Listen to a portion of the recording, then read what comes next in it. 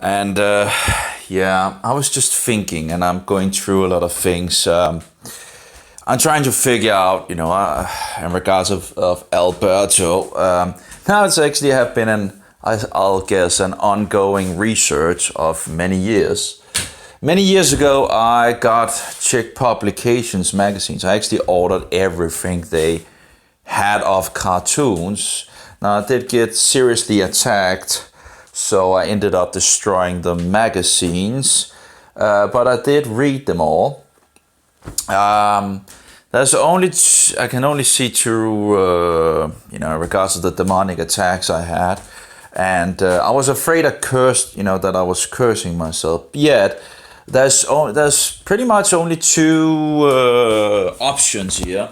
And one option is that I was attacked because of the information that was in the magazines.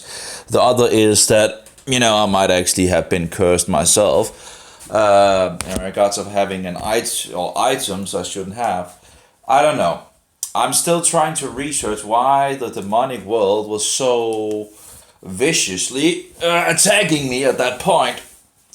And again, I only see like two options for it, either because of the information found in some of these magazines, or because they were, for example, depicting God, and there was a lot of occult symbolic in the magazines and all that, and there was a lot of truth in the magazines for sure. Being in the occult beforehand, I knew somewhat of the thing, so. So it's I could absolutely see there was and a lot of exposing of Satan. Let's see if we can get the camera here working. So, but I was talking a little to a Roman papist, and again, when I actually read those cartoons years ago in regards of Alberto Rivera. I didn't know much in regards of. I was a young Christian, and I was trying to figure out what was going on and all that. And I have pretty much grown more since that time. There's a lot more things I know in regards of, for example, the Roman insane asylum, in regards of the Great Hall, Mystery Babylon, the Great Hall of Rome. And the Antichrist, the beast of the number 666, or the man of the number 666, which is in regards to the Antichrist, which is the so-called Pope. He's so-called Holy Father and so-called holiness and all that. And, taking all things into consideration in regards of Alberto Rivera, one of the things I had some issues with. And by the way, one of the things that that was trying to so-called sow doubt in regards of Alberto Rivera, as far as I understand it, again, I'm still looking into sources and all that, so just be aware that, but that was actually Walter Martin. That's one of the, and it's funny because I've been talking to a Roman Catholic, and it's just interesting to see, what he is providing, because he's still in the system, and he's and it's just the pieces of it all.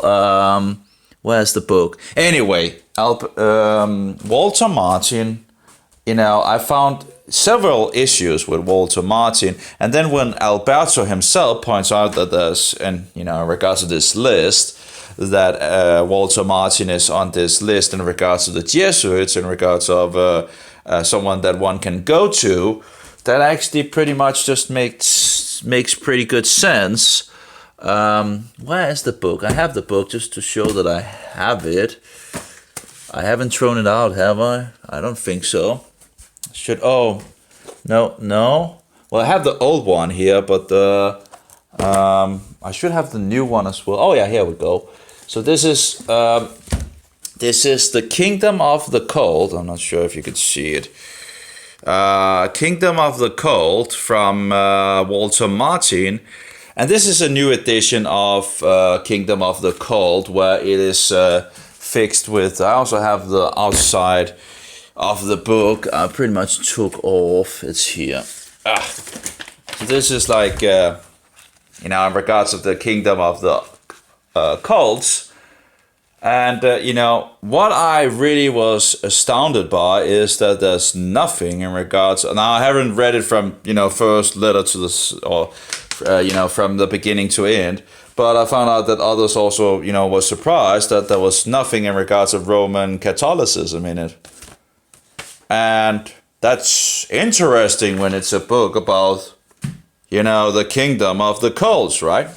So there's a lot of other things in regards of other cults and all that out there, or other nominations or whatever you want to call it, other groups that have issues. But nothing in regards of Roman Catholicism.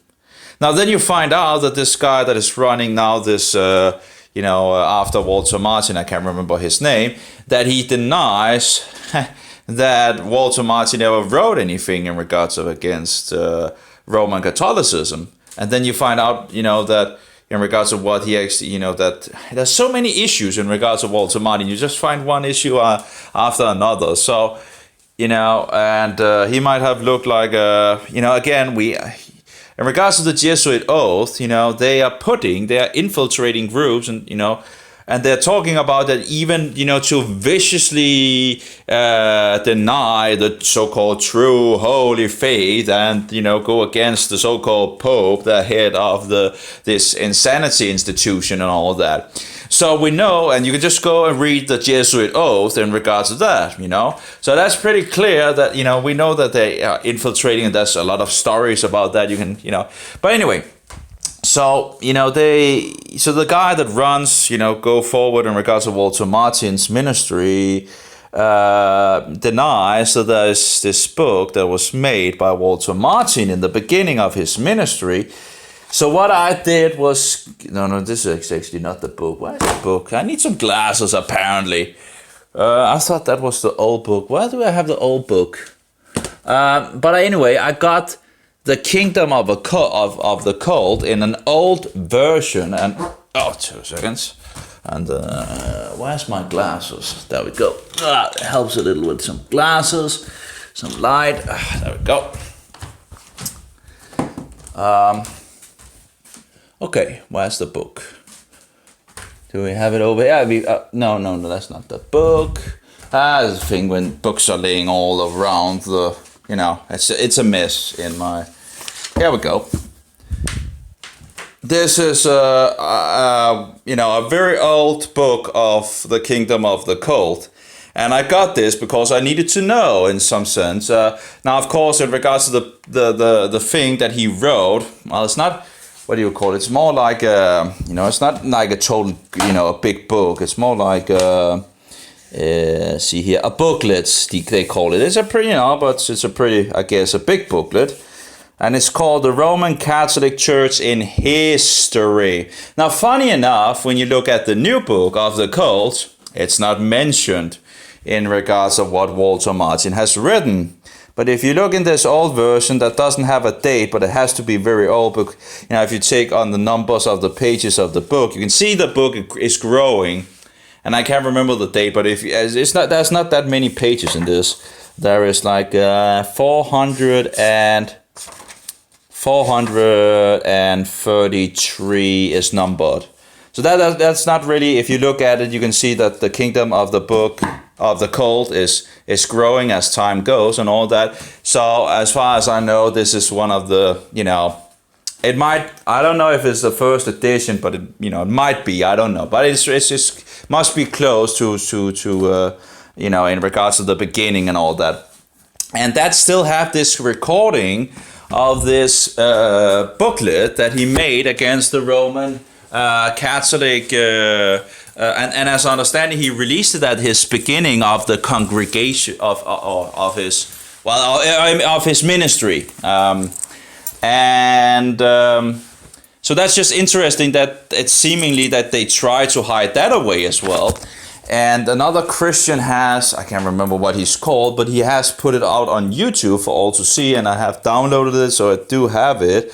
Because this booklet, I tried to get this booklet when I found out that when I was researching Walter Martin, I was looking into in regards of, and trying to find this information that was said to be written, and then I, heard no, it's not true, and all that, and then I found out, yeah, it is true.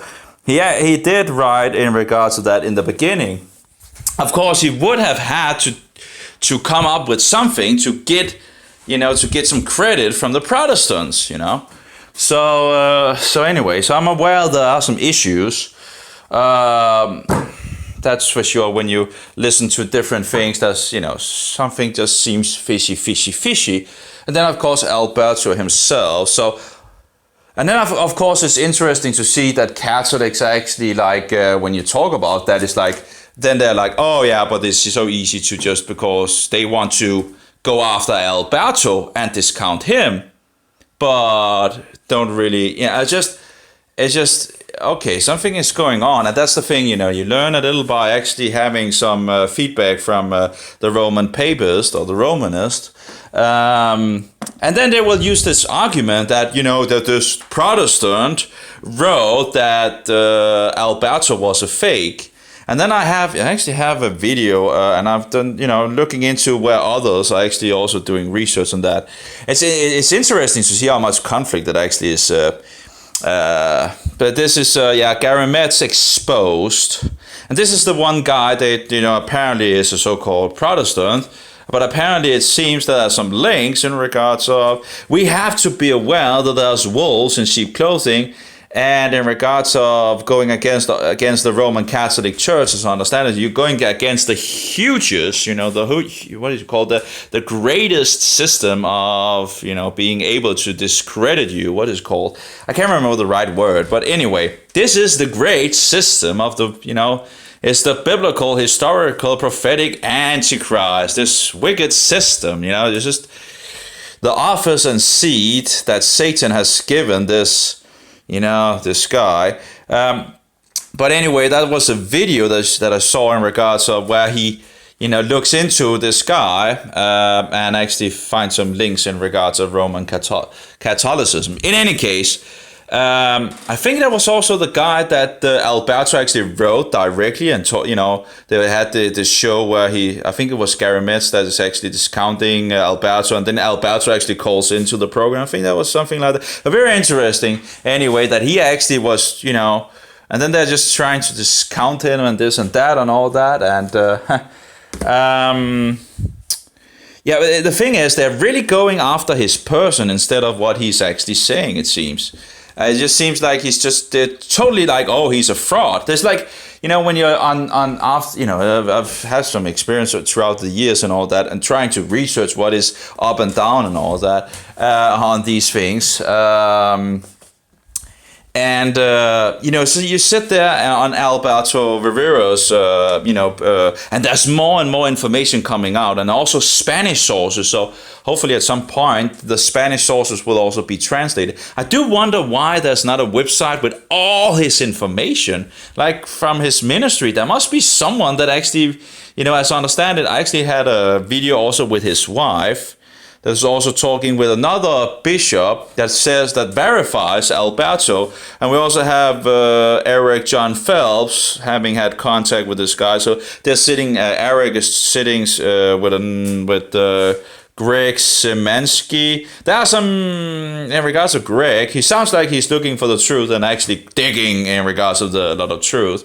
But there was an article that absolutely seemed... and it's not there anymore, but I took a time machine back and I found this article where he seemed to actually promote that Jesus was, in regards to... I don't know if he, it's not up anymore, but it was kind of, I would like to ask him about what was, in regards to that. But, he might have gone into that deception, The thing is, there are people out there looking for the truth and seeking the truth with a truthful heart, and sometimes we are getting deceived. Sometimes you're getting taken to a wrong side, or a booty trap or whatever, by Satan. So there's a lot of deceivers out there. There's really a few. It's not just a few. There's a huge amount of deception going on in the world. So I do wonder what that was. I read the article and he links to these things in regards to this, pretty much idiotic theory that Jesus was just an invention of Rome and all that. It's getting hot. But anyway, so there's a video. Mrs. Alberto Rivera interviews former Bishop Garrett Buffak over murder of, and Bishop Garrett Buffett, and there's a picture of him with the Antichrist as well. That's some, in regards of some evidence, but of course they try to discredit him as well, as I understand it. But he talks, there's a lot of videos. This is just one of them. There's other videos where Eric Phelps is actually, in regards of Eric Phelps, in regards to the flat Earth, he was one of the promoters of the flat Earth. I don't ascribe to the flat Earth, but anyway, eat the meat, spit out the bones again. You can, if you look at all the reformers in the past, they had some kind of it. You can always find an issue here and there. The question is, are they looking for the truth? Are they really honestly looking for the truth and digging for the truth and all that? That's the. Anyway, so Mrs. Alberto Rivera interviews former Bishop Garrett Buffett, and he's talking about these different things they have in regards of... there is an interesting thing in regards of Alberto. He talks about... I'm not sure if I have it... and some of them I have deleted and all that. It's nice to see that there's so much information out there to research and all that, and to look and to try to find out if there's anything wrong that should come forward at some point. There should be something that actually takes off. Here we have in regards of Roman nun. That was also... that's very interesting as well, those interviews with these different nuns that's out there. Sorry about the advertising, these programs and all that. There was... in any case, there's this video where Alberto talks about his different cartoons and so forward. And he talks about a Spanish Roman Catholic magazine. I would really like to get my hands in that, or the translation of the article. As I understand it, actually is from Roman Catholic sources, actually talking about Alberto Rivera. And I think actually it's, talking that he's... Well, anyway, it would be nice to see if it actually, a witness more for his... and the thing is that, first thing, when I read his magazines, his cartoons, I think I pretty much read all of them. And I haven't read his book in regards of... That was another interesting thing, because...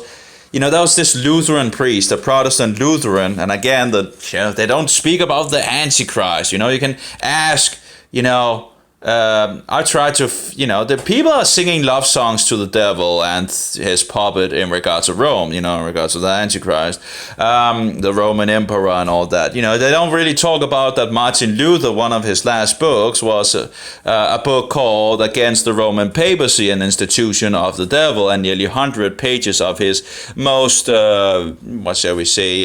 really harsh language, against this institution and so forward. Very interesting book, by the way.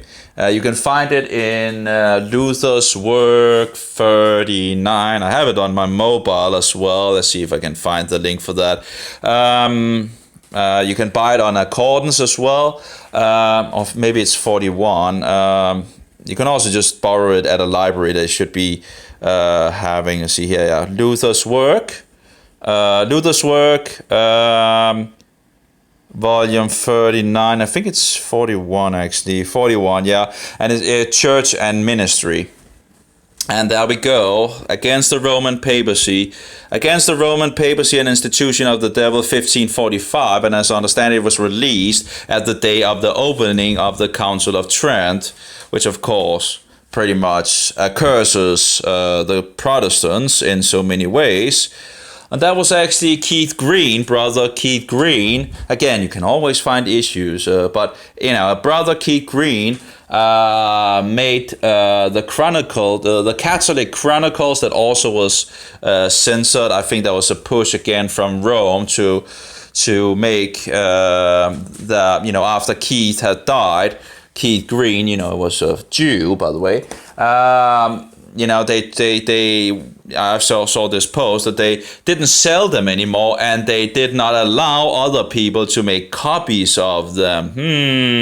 Very interesting, because that's not in the spirit of Keith Green. Keith Green would have wanted that information out there. He was absolutely a brother in Christ. He was a zealous brother in Christ that just wanted to go for the truth and all that. He might have been murdered. Some believe that he was murdered in regards of. In any case, it wouldn't be a surprise, because it seems to that he actually did make some issues again, in regards of the ecumenical movement. So there's absolutely an, what shall we call it, to take him out. I can't remember the word, there's absolutely an, but I have the Chronicles, the Catholic Chronicles someplace, because you can find them on the internet, because, Christians out there, knowing the value of, have of course put them out there, even if they say, oh, you're not allowed to do that. Well, you can't just take off truth and say, oh. And I know Keith Green would have wanted that information out there. So anyone coming afterwards and trying to control it and whatever, that's an absolutely no-go. Or maybe, maybe they have treated her. I think it was his wife that was, running things. Any case, of course, it's a little hard when you're not. Let's see here. Do we have them here? Yeah, here we go. So this is the Chronicle, or maybe I can turn the camera around. It's night and so forward. So here we go. So this is Keith Green. Made some free music as well. Keith Green, 1553 to 1982. Sorry, 1953 to 1982. I'm a little. But in Keith Green, Alive with Jesus, a ministry continues, and it's called the Catholic Chronicles by Keith Green, and you can look that up. And these are four wonderful, things in regards to the Council of Trent and the cookie Jesus, the false cookie Jesus of the Roman Catholics. I could see why, why that would be in danger for the Roman Catholic Church, because, a huge damage to the ecumenical movement and all that. And when you go against that system, well, expect persecution. Anyway. So that was, by the way, that was another source, but I'm straying somewhat, Another source that I found out, that was in regards of Billy Graham. That was in regards of the Haley's Bible Handbook. And there's a whole chapter about history, the Jesuits and all that, and I haven't read it all. I should actually be ashamed that I haven't read it all, but the idea was, I made one video on YouTube, but of course that's deleted, but the idea was actually, I was reading it aloud to people, and I should actually get back to that and read it, because as far as I remember, the information is not out there. But the thing is, that's an old version of the book, and the thing is, there's so many things to do and all that.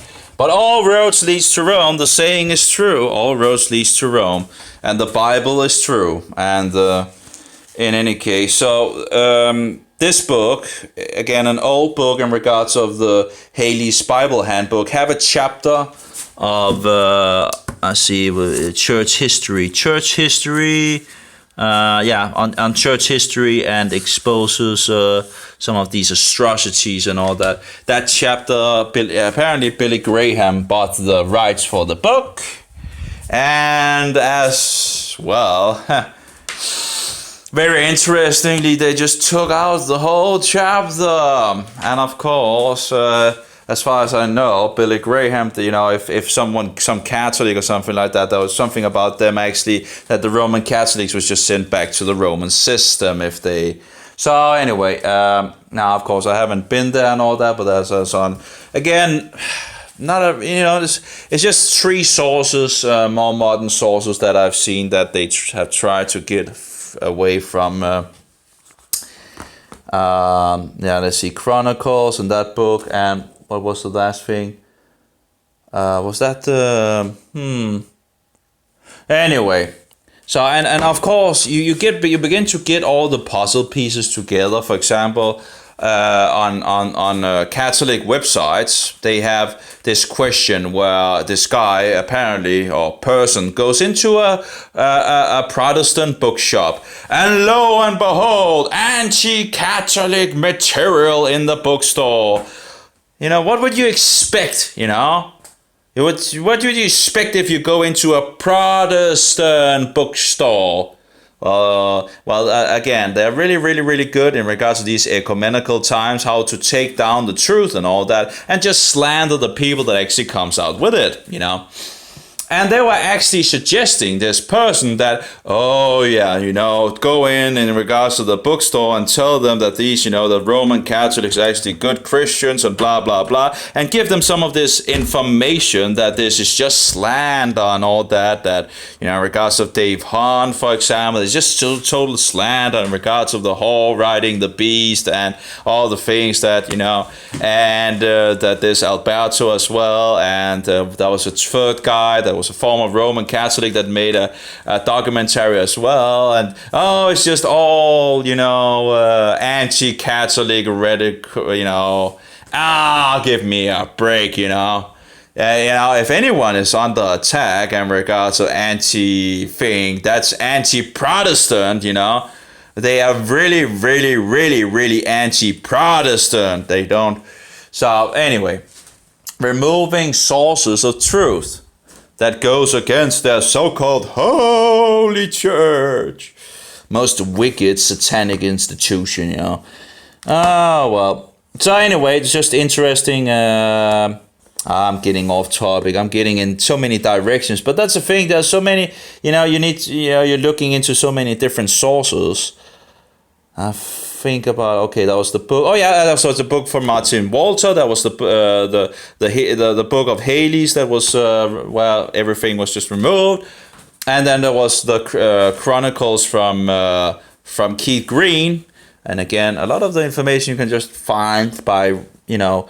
And the thing is also with Alberto Rivera, when Catholics are attacking him, and again they're attacking his character or attacking him, oh, he's just a fraud. Well, again, the first time when I read Alberto Rivera's cartoons, a lot of the things that he wrote just went right over my head, in the sense that I had no way of knowing if I didn't have anything to, you know, so many of the things was just so, you know, over my head. But the thing is, over the years where I have gotten more experience with Roman Catholics and this and that, you know, I found out that Alberto Rivera tells a lot of truth. And to attack him and discount him as a fraud and this and, you know, you can just take a lot of the things that he says and say, well, that's true, and that's true, and that's true, and that's true. And then you go to the Roman Catholics and they bullshit you, you know. They come, this standard bullshit, this standard Roman Catholic bullshit, you know, that's what it is. You know, these liars and deceivers and these promoters, it's just the same. Funny enough, it always seems to get into a lot of technical things when you begin to speak about these things. I don't know, but in any case, just interesting. So let's see, where did we get? Oh yeah, so they attack Alberto, of course. You know, in regards to my YouTube channel, I will probably just be taken down as the other one. Now this is just I'm just, you know, doing this just to, you know, yeah. I need someone to talk to, whatever, about my thoughts. And it just helps me as well, you know, just, thinking about and meditating more about the things and all that. So anyway, so they're attacking Alberto and on these many levels, but, you know, I'm still having concerns in regards to some of the things in regards to the Czech publications, in regards of, and I am aware that the best opposition is controlled opposition, of course, but, you know, So I'm aware that Satan is very crafty in regards to deceptions, and it seems like on whatever level you are in regards of Christianity, even Satan have ways of trying to obstruct your search for truth and find out what is actually going on and all that. Keep you away from the Bible and history, true history, and get you to, I remember I was lured into this deception of Mohammedanism, that in regards to the book of Revelation, that it was actually the Mohammedans and so forward, and it's like, that was in the beginning of my, and I found out, in regards to this is not true. This is not adding up to scripture and so forward. I became more unlocking more and more in regards to the book of Daniel and the book of Revelation and so forward. So I discounted that as not true. But later on, I found out that the guy was a Roman Catholic. Oh, that makes perfect sense. So anyway, of course, they have to point to something else. Anyway, they have a way of attacking Alberto in regards to, he was just a fraud, instead of actually going to the information he provided. And a lot of the information, I'm like, I verified a huge amount of the things that he said. That is actually exactly as he said it was. And actually also going back and having researched some other things, is like, and I can then see, okay, yeah, well, that's pretty much on the money. That's a bad expression, but anyway, that's pretty much on the mark. That was actually a better expression, I guess. So yeah. But anyway, so this guy was told, the last Roman Catholic I talked to, Universalist, whatever, and he's talking about, but the Protestant, said that he was, this guy that was, well, again, we know that as infiltration and the level of infiltration nowadays is probably so huge. Now, of course, Alberto Rivera is actually also exposing that as well, that, pretty much everything has been infiltrated and controlled. And that sounds, some of these statements just sound so, out there. But when you actually look into it, in Denmark, who is actually speaking against the Antichrist? We have a Lutheran church, state church in Denmark, and yet how many of the Lutheran, so-called priests, whatever, these that should stand in the pulpit and speak the truth about the Antichrist, well, how many of them are actually singing love songs to, or just keeping away from the subject and all that? A subject that was very, very, very clear in the past in regards to the Protestants, because they protested the Antichrist and the whole of Rome. And no one seems to know anything about that anymore. Yet Alberto is also pointing to that, and that's true. So when you look at Alberto and all that, and you hear these Roman Catholic claims and trying to slander him and discount him, well, the claims, for example, in regards to Mary, the doctrine of Mary, have one of the cartoons, he have a whole cartoon about this doctrine, in regards of another Catholic that gets out of the system, and he creates a book before he dies, and it talks about him actually being murdered. But in regards to these doctrines that you find, and you didn't find out it's true. You're sitting there and reading it, and I'm not a Roman Catholic, so what do I know in regards to Roman Catholicism, right? So I'm sitting there and reading about it, and I'm like thinking, this is outrageous, They can't believe in that, and they can't believe in this, and they can't believe in that. Well, they do believe in those things, It's just insane. It's just utterly insane. But it's like when reading Alberto's words, it's like, this can't be true. This is just, we're living in the, in the modern times and so forward. It just can't be, they can't be bowing down before idols and images and cookies and, and all these insanities. and thinking that they go to that it's better to go to Mary than to Jesus and all of that. And you find out in regards of the doctrine of, that they believe that Mary is that she's born without sin, that she's eternal virgin, and that she was taken to heaven, and that she's the queen of heaven, and that she's the mother of the church, and so forward. And I was like, oh my, that's insane, totally insane. Anyway, of course, if you check the Mohammedans, you can see they have a lot of the same views, have the same false doctrines as well as the Roman Catholics. Now, of course, that would go into the direction that maybe Muhammad was trained by the Roman Catholic Church, as Alberto said. We have different sources on that, and I'm still looking into, more and more information are coming out. And we can also see in regards to the reformers, like, for example, Martin Luther and Melanchthon, it seems like that they were, having this sense of, they have some stuff, interesting stuff to read as well on that subject. Luther thought that that the Roman Catholic maniac institution had hidden information about the Mohammedans away from them, because they would find out that they are pretty much a lot of the same. And of course, the Roman Catholics and the Mohammedans do both have a false version of Jesus Christ. Both religions are allowed to lie to protect their so-called faith. Satanic faith. The Roman Catholics have their crusades, and of course the Mohammedans have their jihad. But of course there's some in regards of it's disgusting. In any case, even if it's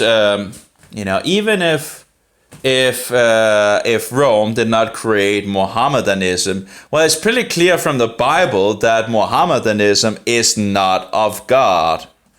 Muhammad is a clear wolf. He's not even a wolf in sheep clothing, which of course Jesus warned us about wolves in sheep clothing. He didn't warn, he pretty much, he didn't warn us about wolves, because wolves are plain, Muhammad is a plain stinking wolf that you can smell miles away. What Jesus was warning us about was wolves in sheep clothing, something that looks like the real thing, but it's not. And that is exactly what Roman Catholicism is. They have put on sheep clothing. And as far as I can see, the woman is riding on the 7 heads. The 7 heads are different rules of the Roman nation. So you start out with a kingdom, and then you go forward and so forward. And the Pontifex Maximus, the high priest of paganism, he's already there at the beginning in regards to the second king, according to Wikipedia anyway. That Pontifex Maximus, this high priest in the Roman Empire, is already getting his, decrees, or the so-called bridge builder. He's bridge building in regards to all these pagan traditions, or pagan religions and all that, and sets himself up as the head. Whatever, and even sets himself up as the head of all Christianity. Just a total abomination. No Christian should listen to this guy.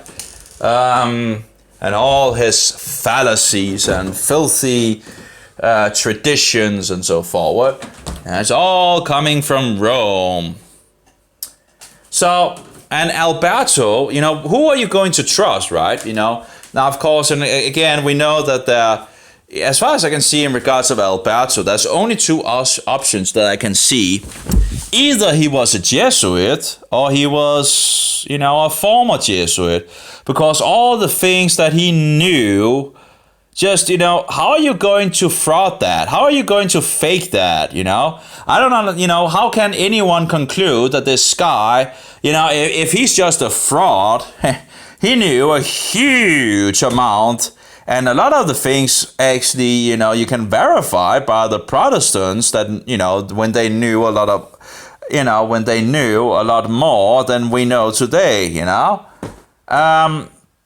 So when they're attacking, you see how the Roman Catholic attacking the truth and all. I just found another guy, and I haven't really looked deeper into, but there was another guy that, he was in an interview with these two other guys, and he talks about that the Roman Catholic religion is not Christianity. And he's just totally getting, attacked by these two guys in the interview, but he stands firm. And it's just, you can just see how one of them is a Roman Catholic. I'm not sure who in regards to the other, but one of them is a Roman Catholic, and you just see how he's trying to get this guy into, this Christian into, it's just disgusting. It's utterly disgusting, That was one question I do wonder why, but it seems like the Roman Catholic guy was trying to, that he might have had, he might have had an expected, he might have planned a response to that when the guy would have said, well, the beast the beast is the Antichrist, or the man of the number 666, which is the so-called Pope, and of course the whore is the great city of Rome. Anyway, but he didn't. He said he didn't know about who that was, and that is just curious that because Protestants knew about that, and if you are a preacher, and having been whatever educated or whatever many years and all that, I think it would have been a pretty something foundational that a preacher should know. If a preacher does not know who the Antichrist is, something seems a little out of place. I get, just look at Protestant history. Who did they protest against, and why did they protest, and so forward. So anyway, and then I read another article as well that was given by this Roman Catholic, talking about this subject in regards of Alberto. And the article was a Danish article, and looking into it.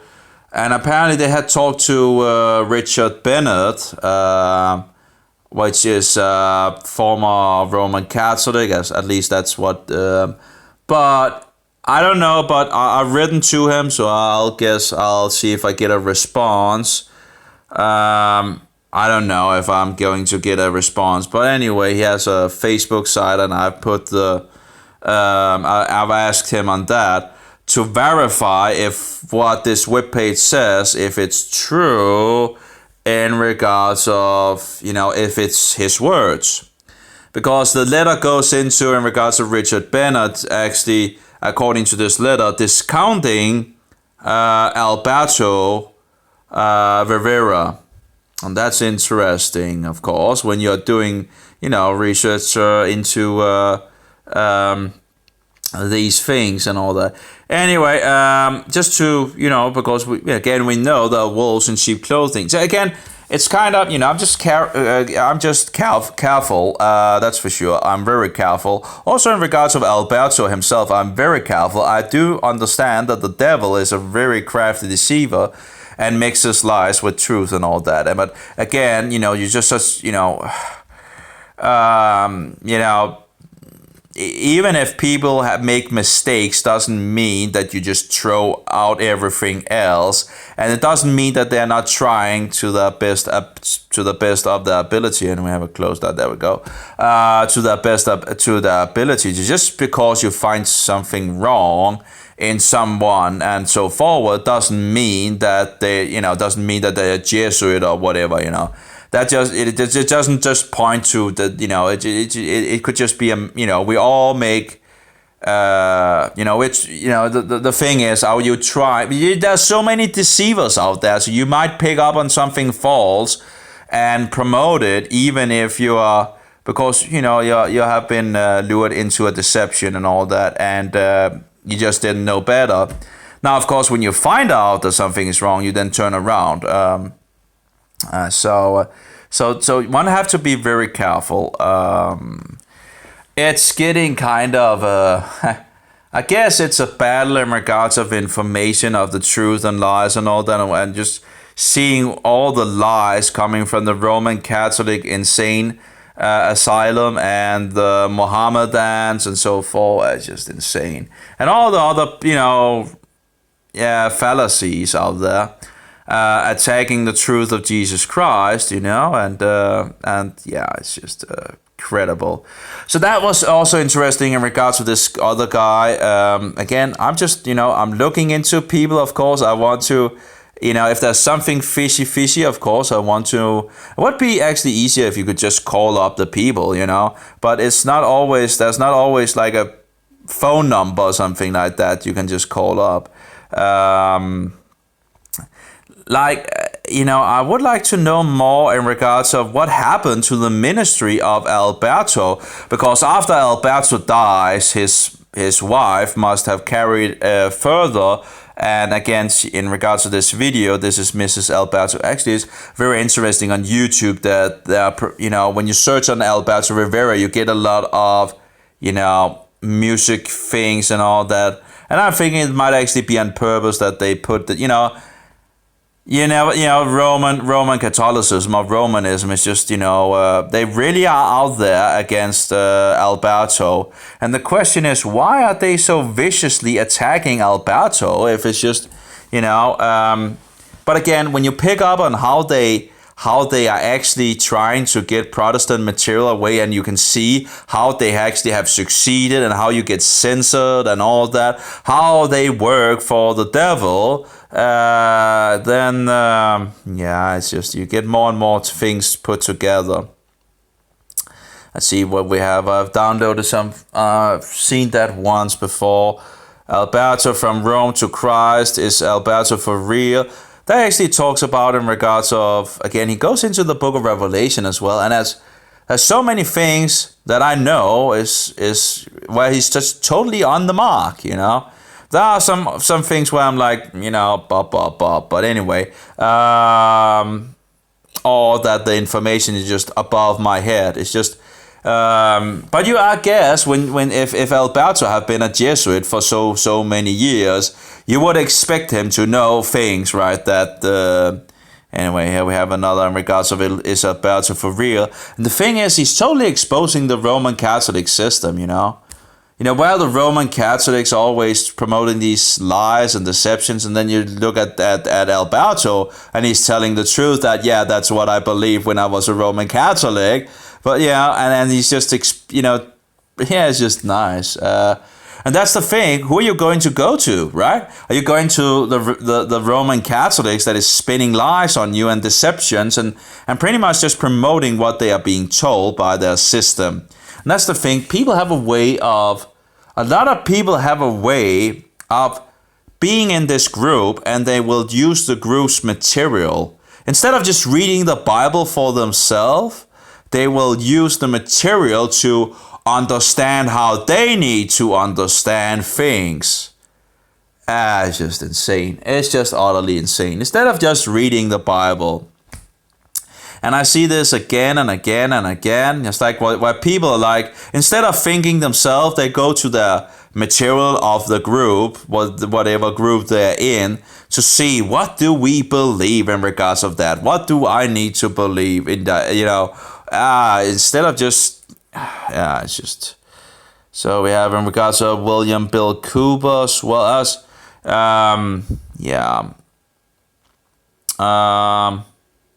what do we have? His Truth is Marching On, and ex-Jesuit Catholic Preach, Bob Bush. Again, I guess, more and more are coming forward. More and more is bubbling up. And one of the best attackers of the Roman Catholic, filth is those that have been in the system because they know the system. That's like the Reformers. The Reformers was former Roman Catholics, in the beginning and all that.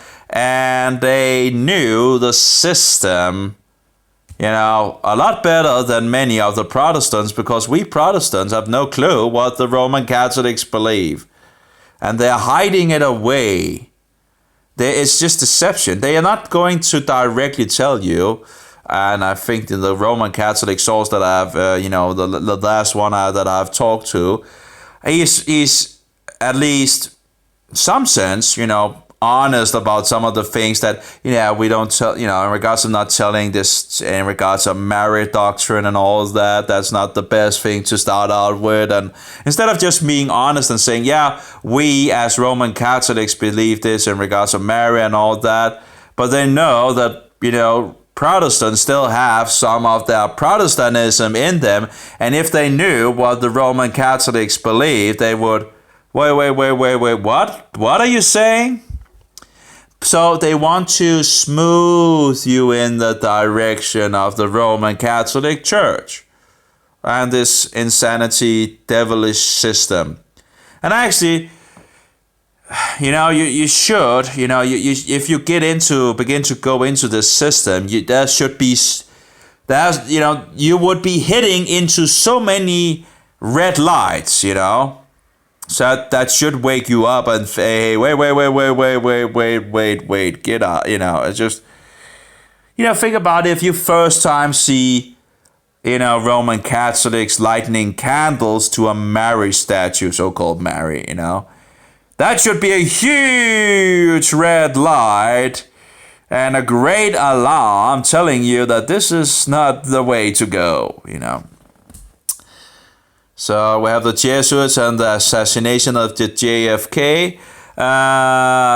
Alberto talked about that also in regards of the other president. There's a book about that in regards of Lincoln and so forward and all that.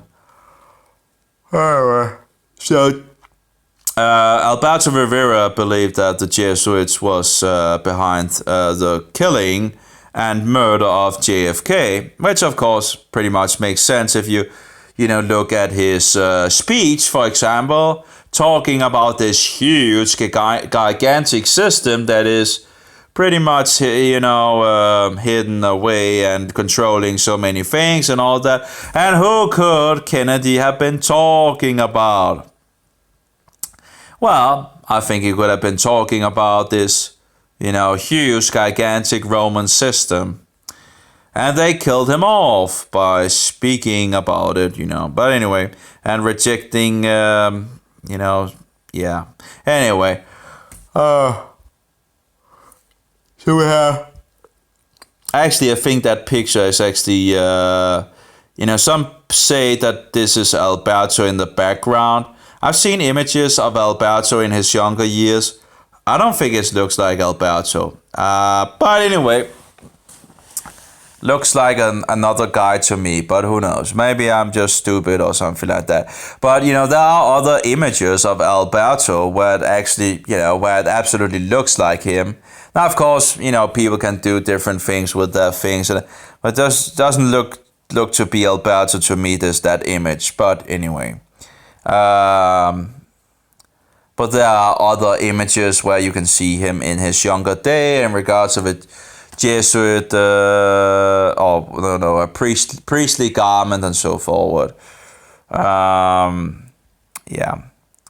But Greg Szymanski seems to have been a really,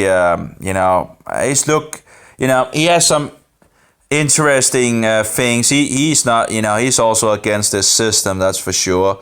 But it does seem to concern me, the article I read in regards to what he believed in, that Jesus was a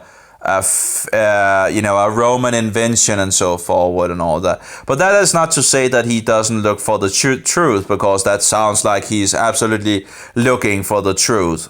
So, but the article is removed, so maybe he has contact to others. So it might have actually, again, sometimes you're getting led into a deception and all that, and then later on finds out that this was, totally wrong. Again, Mrs. Alberto Rivera, I need to see that from the beginning to the end. But this is in regards to Bishop Gerard Baffard that came out in support later on, it seems, in support of Alberto actually being a priest. and verifying that a lot of what he said was true. There was another guy as well, in regards to whether they're talking about Freemasonry. And they're actually talking about that there are more degrees in regards to Freemasonry than the 33rd degrees. As I understand, they talk about that it's actually up to 39 degrees, and something like that you had to be a bishop or something like that when you are over those degrees. Now, I haven't verified that or anything like that. I don't know how that works out and all that. But most knows there's 33 degrees, and then you get this book and all that. In regards to morals, what's it called? Morals and Dogma, or by Albert Pike and was it Albert Pike? I think it was Albert Pike. There's other guys of these Freemason guys and all that. But anyway, of course, it makes total sense. And in regards of Alberto, actually, also talking about Freemasonry going back to... So, you have all things going back to Rome, Freemasonry, what do you call it? Mohammedanism, according to Alberto, communism, Nazism. And again, it's bubbling up with information supporting his claims. And that's very interesting. And again, who is the liar? Who is the deceiver? Who is telling the truth and who is not telling the truth? Because these claims were pretty outrageous when from most people looking at it. Oh, you're telling me that Rome created communism? You're telling me that Rome was behind Nazism? You're telling me that Rome is behind Mohammedanism and so forth? These are outrageous, or the mafia as well, and Freemasonry and all that. These claims are pretty outrageous. If you're just living in the standard world, this is like... This, you can really quickly say this guy is just a nutcase, right? But we see it's bubbling, many of these claims are bubbling, the more information are bubbling forward. And that's very interesting. So, I think it's very, very, very interesting. In regards to the Jesuits as well, that no one seems to know anything about the Jesuits anymore. And their filthy, filthy, filthy oath.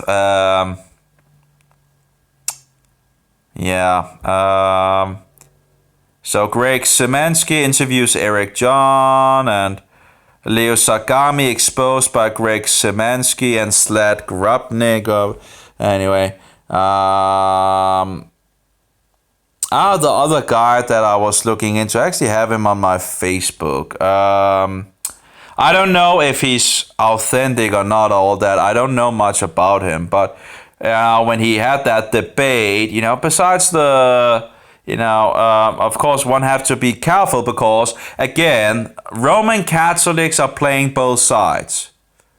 They are great infiltrators. They're sending people out to infiltrate, to be Protestants. Just read the Jesuit oath and you pretty much get the idea of it. If you understand that, these things are to be taken seriously. And here we have the testimony, I think, is still, the two most important things to know in this world. Yeshua is God Almighty Jehovah, the Pope, and unholy faker is the Antichrist man of the number 666. Now, I couldn't put more information out there, so I tried to really squeeze it down. You could say a huge amount of those two statements and go into further details, but I had to, really squeeze it down. Let's see here if I can find this guy. If he's right here someplace. Well, that's in regards of Alberto Rivera, Jesuit testimony. There's some links as well in regards of this guy. Here we go. Jimmy Swaggart apparently was pretty viciously against the... Here we have the old Jimmy Swaggart exposes the Catholic institution in 1984. And, I think it's at the moment of 6:40. Yeah, it's just a wonderful place. Let's see if we can actually see it. 6:10, sorry. my memory. So many information and so many things to learn and all that, because we have forgotten so many things and are led astray on so many levels. I see if I can get it to number 610. I think it's just, and he's just totally under fire. And that might actually also, who knows, be the reason why he is not answering in regards to the beast and the whore. Because I know how it is. When you're under fire, you might actually, anyway, you might be somewhat, because, Satan can really hit you, try to get you into, trying to confuse you pretty much. And sometimes it tends to, works. When you're sitting there and you have a huge amount of people, attacking you and just shooting at you. It's just anyway. Let's see. This is great. I think it's wonderful. Look at his response if it actually wants to. Or maybe I should close my window here. So let's see. Perfect response, I think. Say a word. In their heart, they are saved. All right, Jimmy Swagger. Well, now, did you understand that, Tom? All right. I heard what you said, but why do you say then that the Catholic Church, Catholic religion is a false religion? It's not a Christian religion. I'm talking about. That's exactly right, sir. I'm talking about Catholic tradition. Anybody. And the guy to the right is the Roman Catholic. I don't know with the other interviewer, but and he says, yeah, the Catholic Church is not Christian, and he just turns to him and says, that is exactly right, sir. And that's true. It's true. Absolutely true. And a great response, or great, because you have to be aware that this guy is totally under attack at this show. He's sitting there in the middle of two guys, and they're just really going for him. And I think he pretty much handled it pretty good. Anyway, but I haven't really looked further into. But anyway. So in regards of Alberto Rivera, what are you going to do when you have a man that you find out is again and again and again telling the truth? And yet you have the Roman Catholic just totally slandering him and attacking him for being false and a fraud and this and that. Yet these Roman Catholics have no idea who the whore of the, let's just say that Alberto was, a fraud or whatever. Well, that fraud was proclaiming truth in regards to the Roman Catholic whore and the Antichrist of the beast. It's,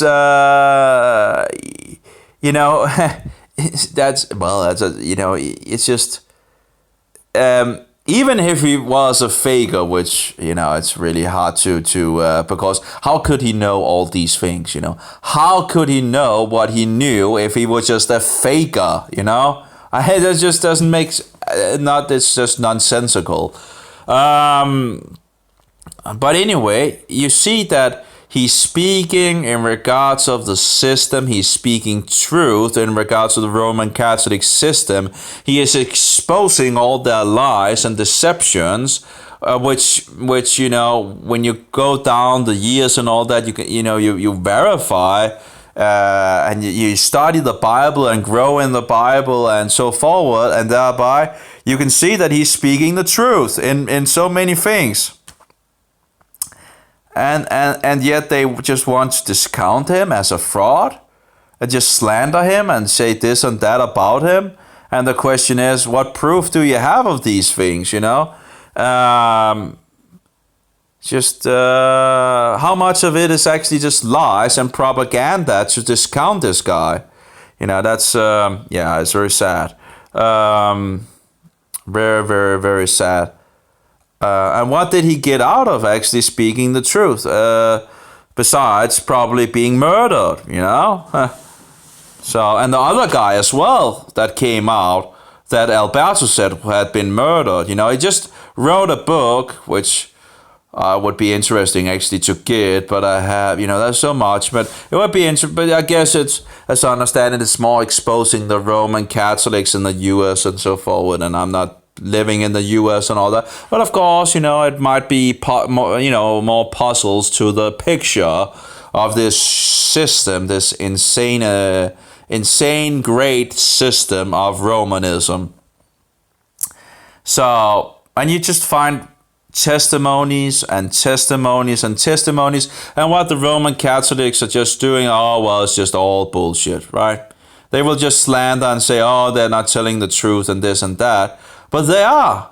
You see all these Catholic doctrines that Alberto talks about, and me knowing nothing about this Roman Catholic institution, and then verifying that these things are true, studying more in regards to Roman Catholicism, talking to Roman Catholics, and finding out what the system actually does believe.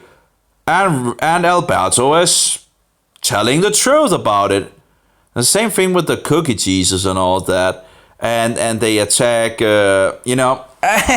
what is called, in regards of Smokescreen, in regards of Jack Chick, made this book and video in regards to Smokescreen, in regards of the Catholic cookie. Well, tell me, what is Jack Chick telling that is not true? Don't you Roman Catholics believe in a cookie Jesus? Don't you bow before this cookie Jesus? Don't you venerate and worship this cookie because you believe that this cookie becomes a literal body, blood, flesh, and sinews and soul of Jesus Christ? Are you going to deny that?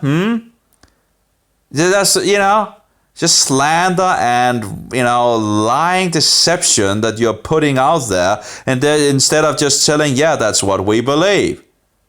You can't even do that. You're just working the darkness. That's what you're doing. That's very sad.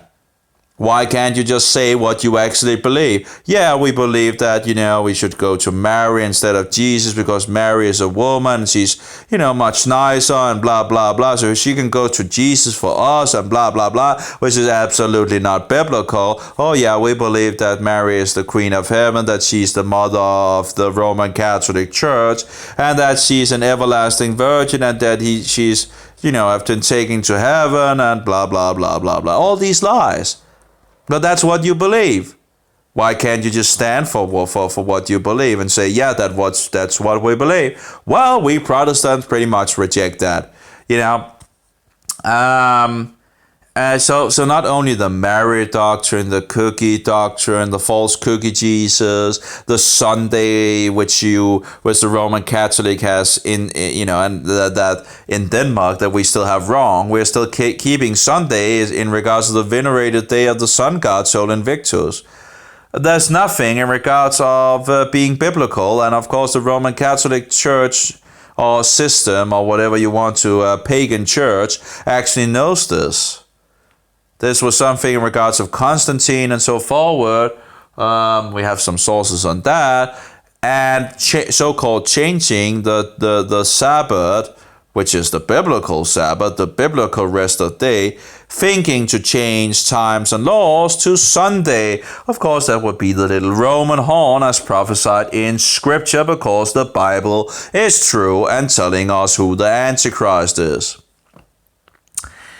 But of course, when people don't read it, they are easily deceived. And but anyway.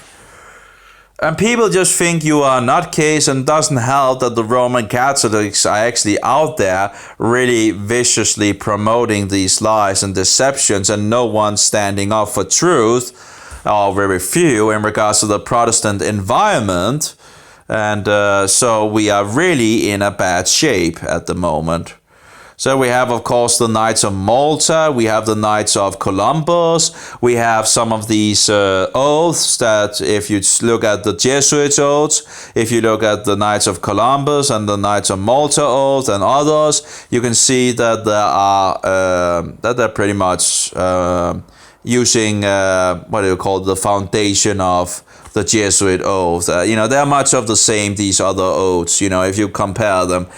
And these are, what you think that these oaths are Christians. No, absolutely not. That's, they might use Christian names and Christian words and blah, blah, blah, but they have nothing to do with Christianity. So, It's just, it's like the Freemasons will say, oh, it's a Christian institution. Bullshit. Bullshit. It's a deeply satanic institution. And Jesus said we shouldn't take any oath. And yet what do? Just like, and we have the priests in Denmark. We have a huge number of priests apparently in Denmark that are Freemasons. Because it's just out in the open these days, because people have no discernment, so it's just getting more and more, public. So anyway, because the Freemasons apparently need, so-called needs, Christian priests to do their things, whatever. Why would you, as a Christian, ever be a Freemason? You would, that's insane. And when you have a priest that have a longer education, that should know and read the Bible, going into Freemasonry, being a Satanist on the sideline, something is terrible wrong. Anyway, so, and we know the demons are out there and all that, I had contact with demons when I was in the occult. You can find multiple people very easily, having contact with demons, it's just, and they come in many, many disguises. Whatever disguise they can use to deceive the people, they will do. Let's see here. The Vatican's control over the world, Greg Szymanski and Garrett Buffett. It's another, So I think this was somewhat interesting where he, in regards to Gary Metz and all that. And also seeing some of the other things that Gary Metz was. So again, we have it might smell a little like a wolf, maybe, In any case, we should take care, that's for sure. And when Roman Catholics are using, this and that and all that, well, in regards to Walter Martin, I would be very careful. If I'm going to pick up, in regards to Walter Martin and Alberto Rivera, Alberto Rivera standing for who the whole of Revelation is, and in regards to who the Antichrist is, and you see Walter Martin not standing for that and actually running from it and actually saying that the Roman Catholics are our brothers and sisters in Christ and so forward and all that, and having nothing in the book of the Code about Roman Catholicism. Well, as far as I know, I haven't read it from first to last, but there's no chapter about Roman Catholicism. And others, when I researched this, found this very surprising. And there's a YouTube video also where a person is actually asking the editor of this book today about that. And I think he's very slick. He starts out saying, well, it's not because I don't want to answer the question or go around it. But I think that's pretty much what he did. But in any case, he's talking about, a person might be a bad Catholic and a good Christian and all that. Well, what about just exposing the system as, how can you make a book about, cults, without mentioning the big mother of the, that's incredible. Now, of course, in regards of the Jesuit oath, we do realize that there are Jesuits and Roman Catholics working as Protestants, attacking the Roman Catholic institution, but that's just in their oath that they are, so even if you have a so-called Protestant attacking this system, you have to be aware that they might actually still be working for the other side. You see, it's very slick, it's very deceptive and all that, and we have to be careful and we have to do our research. So we are not falling for these deceptions because they are very, very, very slick, and Satan does not stop. Satan will go on until the day that until the day that Jesus comes back, and we have a battle that is ongoing, and it will not just stop just because we think now that it's, Satan will go on, and he's very, very, very, very what shall we say, what's the word? He's very, very in action. He's really doing there's new versions of Jesus bringing forward and new deceptions and this and that.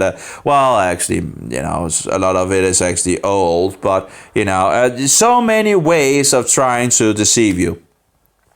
The thing, when you're just in the beginning of becoming a Christian, in regards of all these versions of Jesus Christ is out there, right? And, Satan will come, well, Jesus is this and Jesus is that and Jesus is whatever. And actually, even if you're not a Christian, you have all these versions of Jesus of, using the name, yet having nothing to do with Jesus. And that's the same with the Roman Catholic Church and Mohammedanism.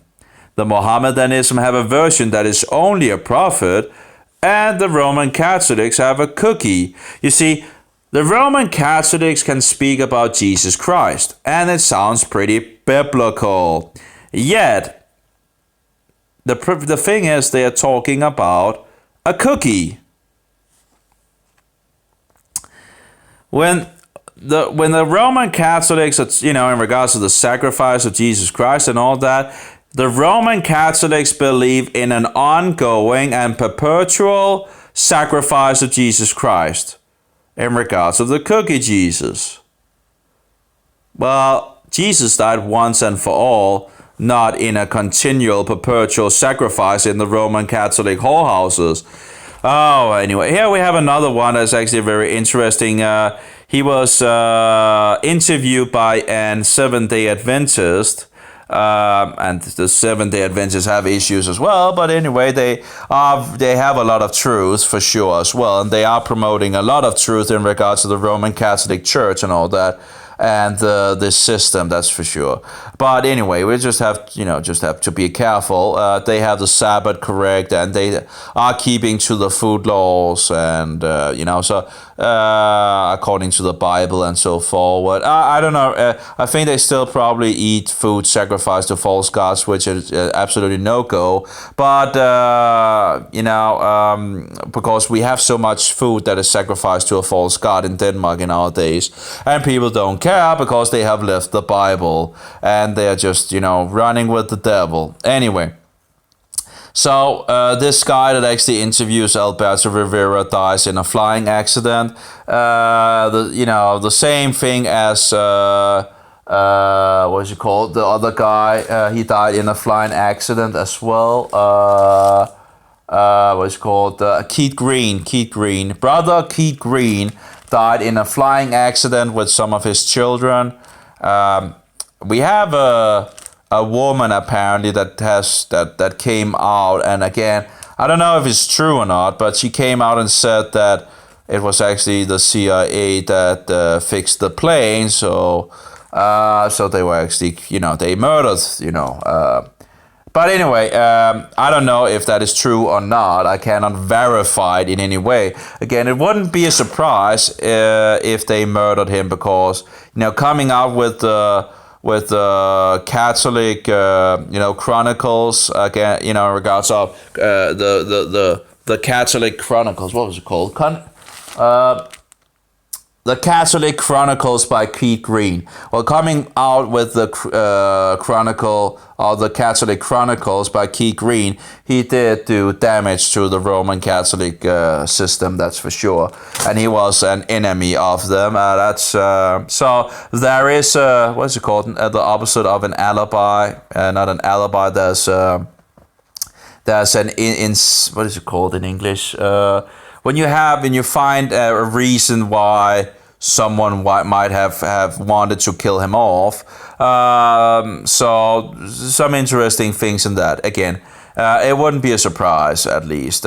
We know that what the system can do. They can just, they can kill off presidents of the U.S., and it seems they have at least done it twice. So in history, like Kennedy, and again, if you listen to Kennedy's talk about this secret organizations and so forward, well, who is he talking about? Well, I think it's pretty clear who he's talking about when you begin to know a little more of what is going on in the world. He's talking about the Roman Catholic system, and the Jesuits and the whole filthy system, which is a huge, gigantic system. And the so-called Black Pope and all that. Anyway, that was actually an interesting reply from a former Roman Catholic, that the Black Pope was the shadow of the White Pope, the so-called Pope. So if the Antichrist in white, his shadow is the black. Black Antichrist, or whatever you want to call it. The black. But he made this thing that the Black Pope was the shadow of the White Pope in some sense. But that's, of course, no one knows about the so-called Black Pope, the general of the Jesuits.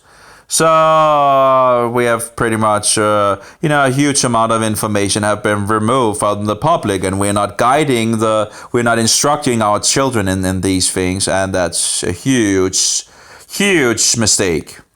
Anyway, so ex-Jesuit Alberto Rivera and others speaks on Jesuit infiltration. So I can't remember what his name is, but he is an SDA. And see if we can find it. I should still have it. Maybe I've deleted it. But I'm thinking that someone should collect everything in regards of Alberto Rivera. Now, okay, so let's say that he's, the thing is, I would really like to look into more of his things, because I know there's a lot of truth. So I would actually enjoy looking into and investigating more of his things. That's for sure. Trying to comb if I can find any issues with him, and the things that he says and all that. Again, some things I can't verify because they are, but things are bubbling forward in our days. So. Like, for example, in regards of the Mohammedan faith, you can really see it actually does seems to point in the direction of Rome and all that. But in regards of solid facts, it's a little harder to actually, retrieve. You have different sources talking about it, and I'm still looking into the subject. But again, overall, the thing is, it's easy to find out that the Mohammedan faith is fake. Muhammad denied that Jesus was the Son of God. That's a wolf without sheep clothing. They denied that he was executed on the tree. They denied thereby they denied also his resurrection. So that's 3 pillars. Why would you trust someone coming 600 years after the event? That's just stupid. Anyway, let's just see if we can open this one and see what the guy is called, the SDA. See if we can find him. Now, some of these things are bad quality in regards of VHS, video. But the information is, the truth is still the truth, so that doesn't really change. And there are some interesting informations in some of these, that's for sure. Let's see if I can find out who Now again, the guy I've seen other things from him, and he does have some I think issues in regards to the SDA doctrine, but that doesn't mean that he's not telling a lot of truth, and that he's not actually with an honest heart investigating these things. The SDA has this doctrine of the Pontifex Maximus actually coming from Babylon and going to, from Babylon to Asia Minor, then from Asia Minor to Rome. But as far as I can see, it actually stems from Rome, from the very beginning of Rome's conception of the kingdom. So there you already have the according to Wikipedia anyway. Of course, I would of course like to have some verifications on that, but it seems reasonable in regards of the Pontifex Maximus actually stemming from. I don't see why Wikipedia should lie about that. So, in any case, there's something one can look. I know of these 2 things, that there's that what they believe and what the And the question is, one could just look deeper into it and verify it, but I think that's, if we have the Pontifex Maximus already in the beginning, that seems reasonable also according to Scripture, because the whole of Revelation is writing all the 7 heads. And all the 7 heads is the different forms of the kingdoms of the Roman nation, or whatever you want to call it. So it starts out with a kingdom, and then you go forward in regards to the heads. And at the time of John in the 1st century, 5 of these heads has already been, and the 6th head is there. And then a 7 needs to come, and then after the 7, the 8th is one of the 7. And it is the beast itself. And I think that's where we are today. I think the beast is absolutely here. And it has been here for, the 8 has been here for hundreds and hundreds of years. It is the Antichrist. And he is one of the 7. He is, as far as it seems, now I need to research more in regards to history and all that. But as far as it seems, he is one of, in regards of Constantine. Constantine was the pagan high priest of Pontifex Maximus, the high priest of sun worship in regards of the literal sun, in regards of Sol Invictus, the unconquerable sun, and yet he was also the head of the Christian church, he, in regards to the council and all that. And so he's both a pagan and, setting himself up as the head of. So I think that might be the, the 6th, type. And that the beast is of one of the 7, which would be the 6th head, I think. And he is in the works in our days. And the last person in that position will be cast into the lake of fire when Jesus returns. Anyway, let's go on.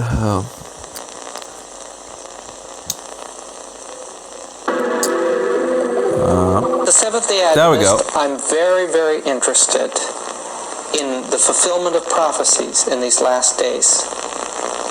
Especially, I am kind of concerned that he has a picture behind of, allegedly Jesus. But anyway, and also in regards to the SDA thing and all that, but that's not to say that he was not looking for the truth, and I think he was actually honestly looking for the truth. And he might also have been murdered here. At least there was a flying accident as well.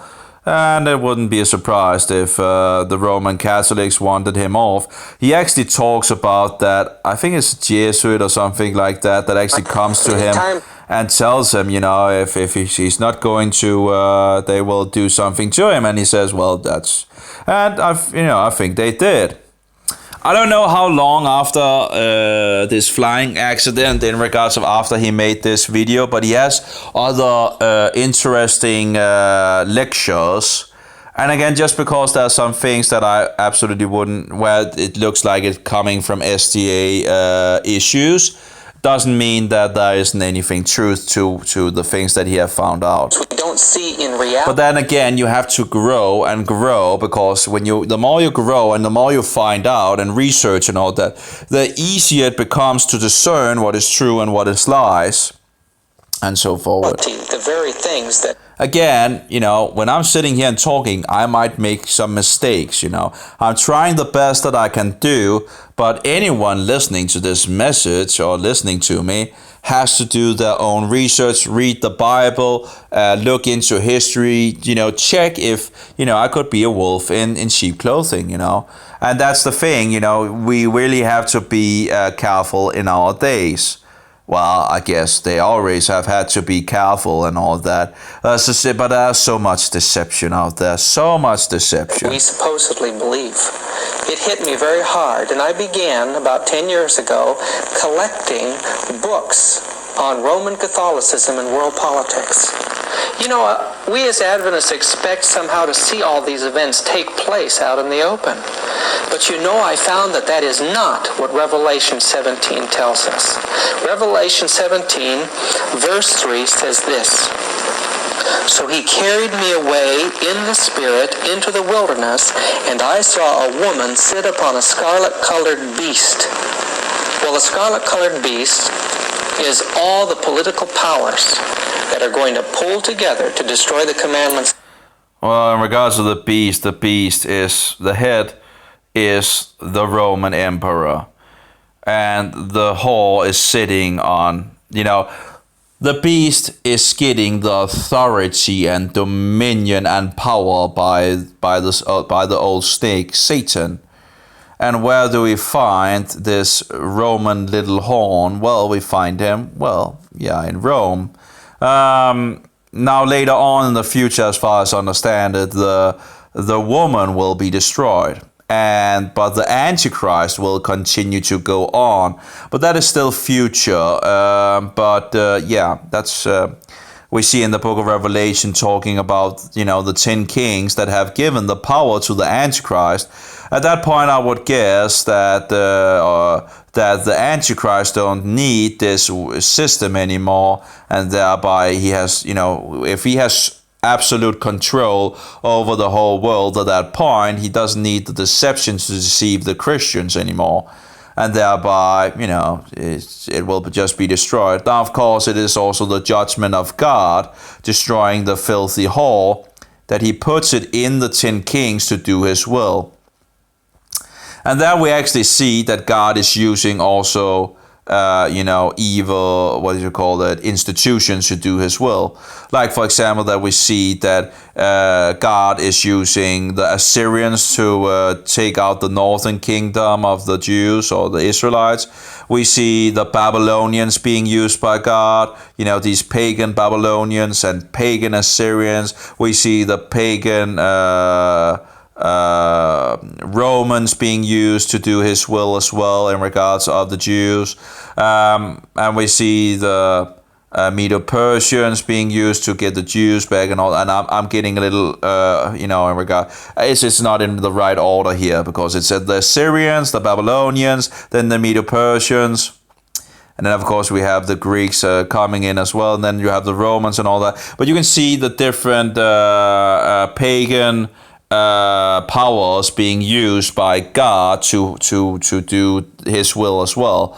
So having in the future that the 10 kings will do his will again is not a surprise. And also in regards to getting the Jews back in our times, you just can't tell me that God doesn't have a hand in this, even if it's pagan powers being used. You had just that's it's satanic powers being used to get the Jews back. Well, that's not the first time that has happened, that God is using worldly powers to do his will. The satanic powers believe that they are, doing it for their own sake and so forward. But in any case, so that's, it's really when people say, it's just stupid, I think, anyway. And we have prophecy talking about that God will take the Jews back, or the Israelites back, and he will put them in the land and they will never be uprooted again.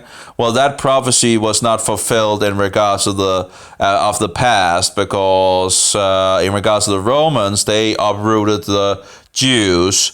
So that's a future prophecy that is written and so forth. Anyway, any case. God. The woman riding on that beast is Roman Catholicism and fundamental Christianity.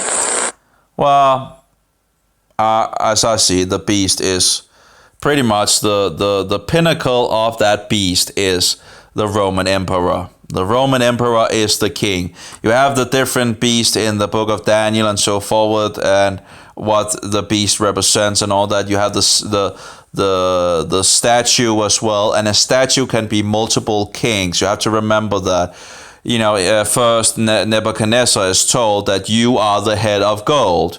Yet further, we also have to remember that the son of Nebuchadnezzar takes over as well, and that's still in the gold period. And then the silver comes in, and that's at least, I think, four kings or something like that in the Medo-Persian period. I can't remember all the details. It's some time since I last researched it and so forward. But then we are in the Silver period. Then you have the Greek period, which again is multiple kings.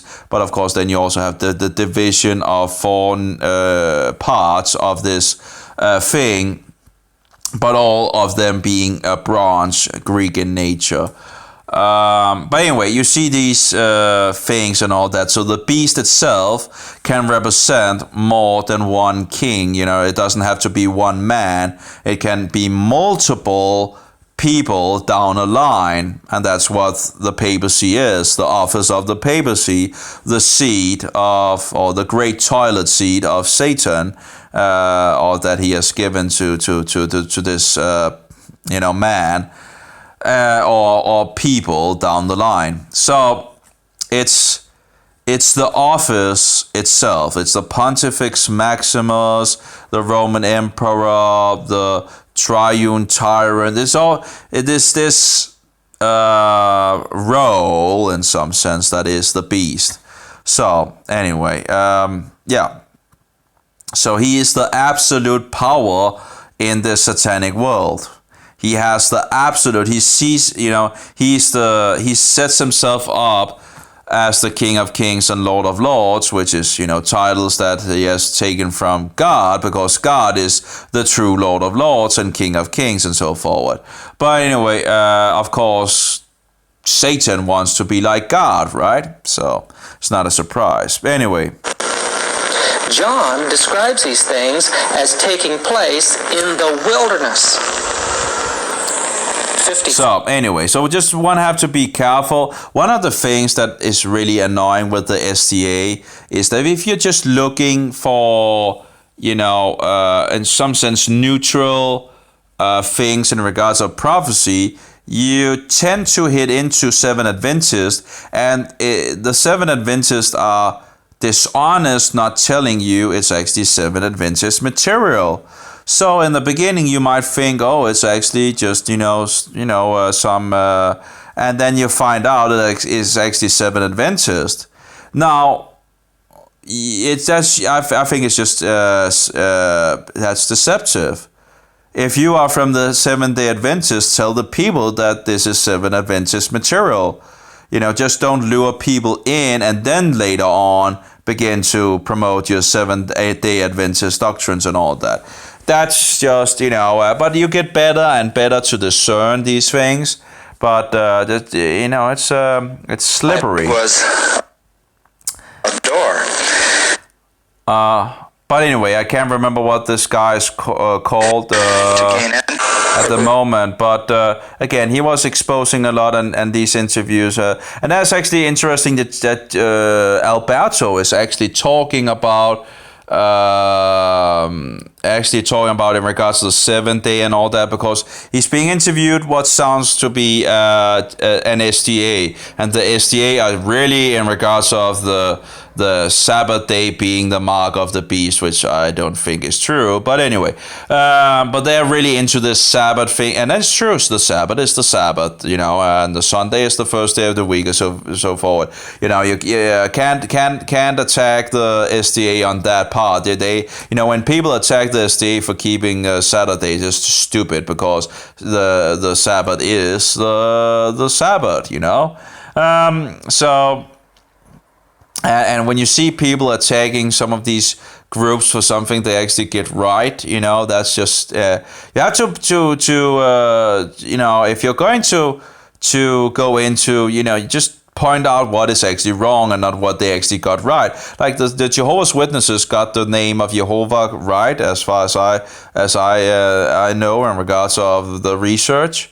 So you can't really you can't really attack them on using the name, and sadly we see people attacking them on using the name. They have a lot of other things because they don't believe Jesus is God in the flesh and all that. Anyway, so they talked to Alberto Rivera, and again, here it just shows how, and maybe I can actually find it, some have actually also taken that, See, and dealing with from his book called From Yeah, and Marriage see to here. the Mass, with the idea that already has been. So. Yeah, here we are. Jehovah's Witness, Mormons, starting with the Mormons, and suddenly I was expecting that he will. Yeah, here he talks also about Alberto. About Walter Martin, and I came to the same. That's he's sitting here, and I bought this book about the kingdoms of the cold of the cold. I actually have both of them. I actually also have the kingdom of the occult, but I threw that out because I don't want to have all these satanic stuff and all that. So I destroyed that book and threw it out. But I still have the kingdom of the cults. And you're just you're like sitting there and nothing about the Roman Catholic Church. And then you find out that they have tried to hide the information that Walter Martin actually wrote, and telling that he never wrote anything of that sort, and yet he did, because and we have access to I know it exists, and I didn't find verification of it in one of the first books or publications of the Kingdom of the Cult. Kingdom of the Cult. Where it actually says that he wrote this book, or pamphlet, or what was it called? A booklet they call it. So you find out that someone is clearly lying about things and trying to hide things away from you, and then you look into in regards of Walter Martin and all that, and that's not to say that he doesn't have a lot of truth to say in regards of these groups and so forward, but. Just have to be aware that you have wolves in sheep clothing out there. You have wolves speaking a lot of truth. Again, the best deception is not lying all the way, because if you just lie, you will be found out. So anyway. But then Walter Martin didn't even want to stand against the Roman Catholic Church in regards of, and you have interviews where Alberto and Walter Martin also talking with each other and all that. Again, it's just I see too many fishy details with Walter Martin, that's for sure. Too many things that just pops up here and there, and again Alberto he talks about it here. Maybe I should go a little back here. It's very interesting. Let's see. Said you should know, as a matter of fact, why Mr. Oh yeah, let's go a little back here. Be fulfilled by the time of Nero. What that means is don't worry about prophecies today. Don't worry about the Antichrist. Don't worry about a one world government. Don't worry about nothing like that. Yes, that's correct. Walter Martin has been and confessed by him. As a matter of fact, I could mention that I have a debate already with Mr. Martin. I have already a debate with Mr. Gary Met, and I took them both by surprise. There he talks about Gary Met and so forward, right? And Gary Met, that's the so-called Protestant. And I saw him also have, I'm sure if I go more into Gary Met, I'm probably going to find more issues with this guy. But that is one of the guys that is being used to discount Alberto, and Alberto called him up in a radio program and all that, and again also talked with Walter Martin and so forward. So again, the only other conclusion I can pretty much get is that, Satan is very deceptive. So if you can put a lie on a lie, or a deception on a deception or a deception, the question is that true? But we can absolutely see that the powers to be in regards to this world is attacking Alberto Rivera. What my concern could be is that in regards of, in regards to the Czech publication magazines, my concern could be that, depicting God in the magazines and promoting this heaven-hell doctrine, which is not biblical. And why? And I do wonder in regards to the heaven-hell doctrine as well,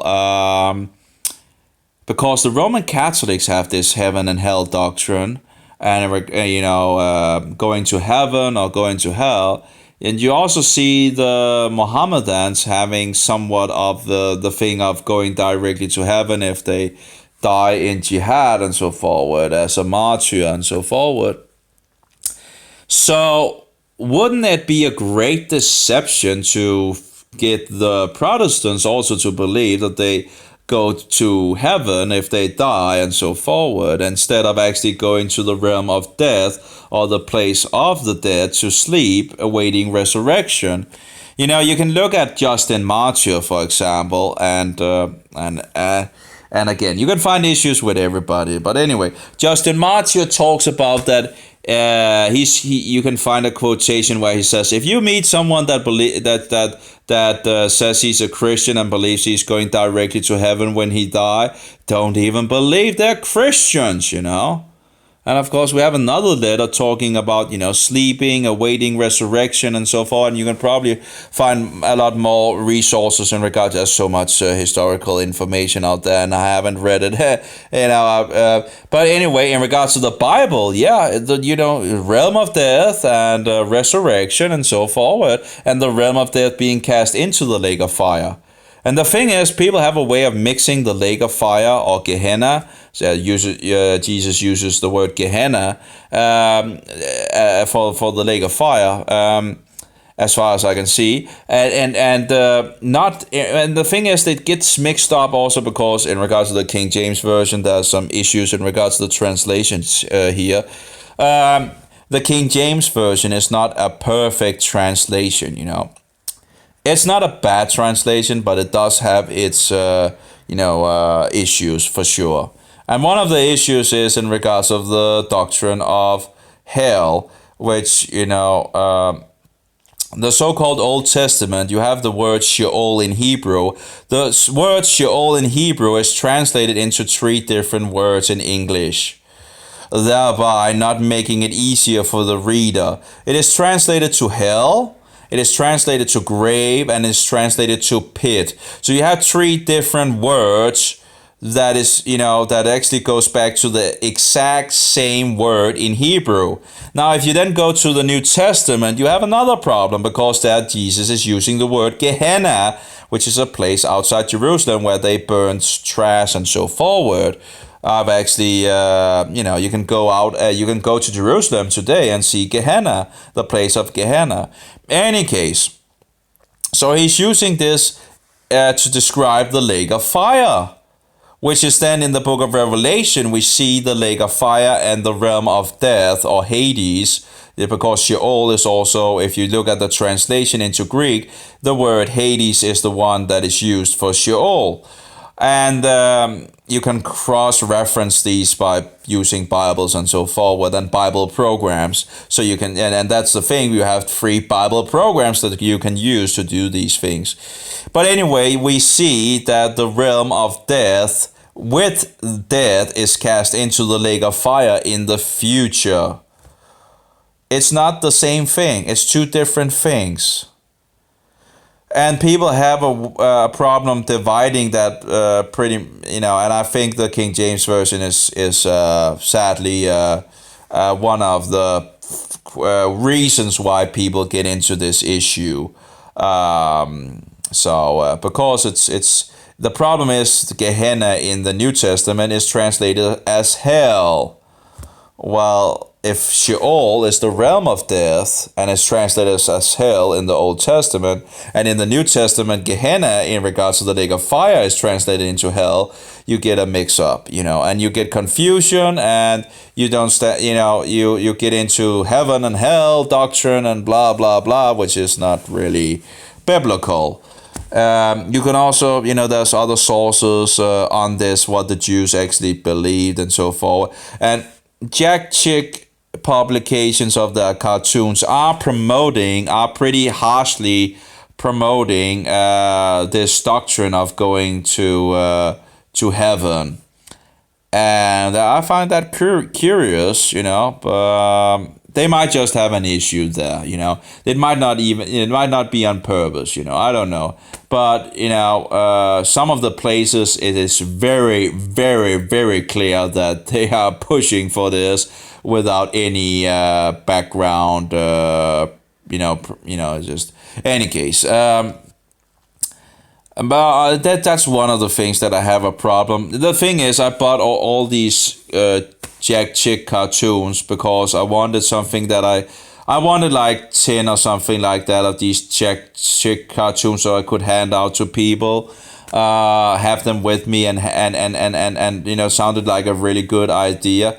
And it might still be, you know, I don't know. I just couldn't find one that I could, I could that I could feel that I could, give to others. But I got a huge package. I think 150 or 160 or maybe more. I got a huge bunch of these. I wanted every single one of what they had of these, and I went through them all. That's I'm sure there's many that there are some that I haven't checked, but every one of the one that I got in that package I read. But again, so many of these, well, if not nearly all of them, is depicting God in the cartoons, and I'm somewhat concerned about that. 2 seconds, I need some water.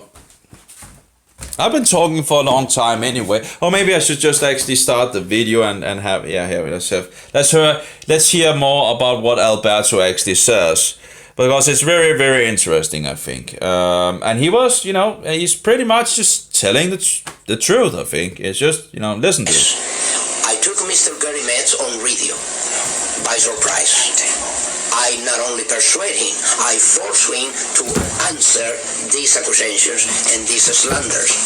And then I took immediately Mr. And again, Gary Metz is the so-called Protestant that is used also still to this day by Roman Catholics, and the same with Walter Martin to discount Alberto Rivera. So, again, it's still being used today. Martin in Anaheim, and both gentlemen, they were not looking really to meet with me. They were trying to avoid, if it were all possible, that confrontation that I did have with both. We have tapes of these confrontations and these debates. And then Mr. Walter Martin, he himself, even so that I knew his name and the list of very confident persons by the Jesuit order. What that means is that the Jesuit order will have a list made up in United States of people as well as institutions that are worth trusting. And Mr. Walter Martin, I even mentioned to him in this confrontation with him that his name was listed in that list. What did he say? And he said to me, well, I don't know why my name is there. I said, you should know. He should know. Yes. I said, you should know. As a matter of fact, why Mr. Walter Martin, 25 years ago, he even wrote about the cult to Mary, a book about Mary, and 25 years after, he have a list, as a matter of fact, that I have. And here Alberto goes into in regards of, if I remember correctly, in regards of the book of the cults as well. But again, it's again interesting to see that we also know that Walter Martin wrote the book in regards to Roman Catholicism, and yet, in the beginning of the ministry, and then it's just, it smells. I think it smells of wolf anyway. But here we have Alberto talking about something else. I don't. Apparently where Walter Martin has written in regards of a Mary cult. I'm not sure what that material is, or where to get it or something like that. But again, you can use a lot of time researching these things and going deep into it. And we really need to, people need to wake up and begin to do their own research. And again, the more that exposes the lies and researches the things and all that, the better, But here again, it just shows in regards of Alberto, he seems authentic. He seems Christian. He seems like a Christian, when he talks, he seems very in regards, and it seems like the spirit is in agreement. He's really, it just seems like a newborn Christian, or not a newborn, but yeah, he seems like he is really,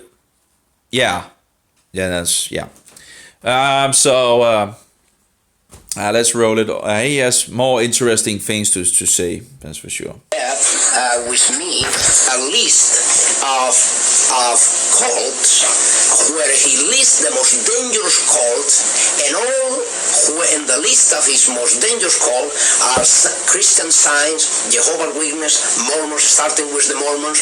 And suddenly I was expecting that he will place at the top of the most dangerous cult Roman Catholicism. But where are the Mormons? Now, the Mormons become the victim of Roman Catholicism not only, but become the victim of Mr. Walter Martin, because even the Mormons are the product of Roman Catholicism. The pressure for Sunday in the future is an issue. Is that a product of the... Another thing that I had some issues with, which I've been I've been meditating on it, or chewing on it and all that, and trying to figure out. There's an interview in regards of Alberto Rivera with a Lutheran priest, and it doesn't really go so well, this interview. But looking back at it, it was one of these interviews that didn't really, I guess, pan out really good for Alberto. I don't know why he was as he was in that interview. I do recognize that when a Lutheran, so-called Lutheran priest are coming to Alberto, the Lutheran priest that coming to Alberto should know in regards to the whole of Revelation and the beast and all that, and know his past. And again, a lot of these have sold out, absolutely. Just looking in Denmark, no one speaks about the Antichrist, and if you talk about it to them, or they try to run away from you, or if they, if you talk to them, they try to, in regards of excuses, and you can hear them talking about the so-called Pope as it's incredible sick, what you actually find. And of course, then also seeing that apparently a lot of the priests in the churches are Satanist Freemasons. It's just, you can really see there's a huge amount of things that is not as it should.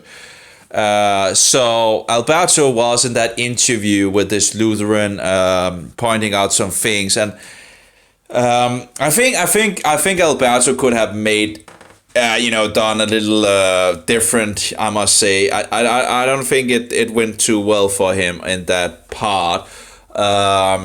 But I do understand that this Lutheran priest has come, this Lutheran priest is, so-called Lutheran priest. I don't know who is, but he's coming to Alberto to ask him questions.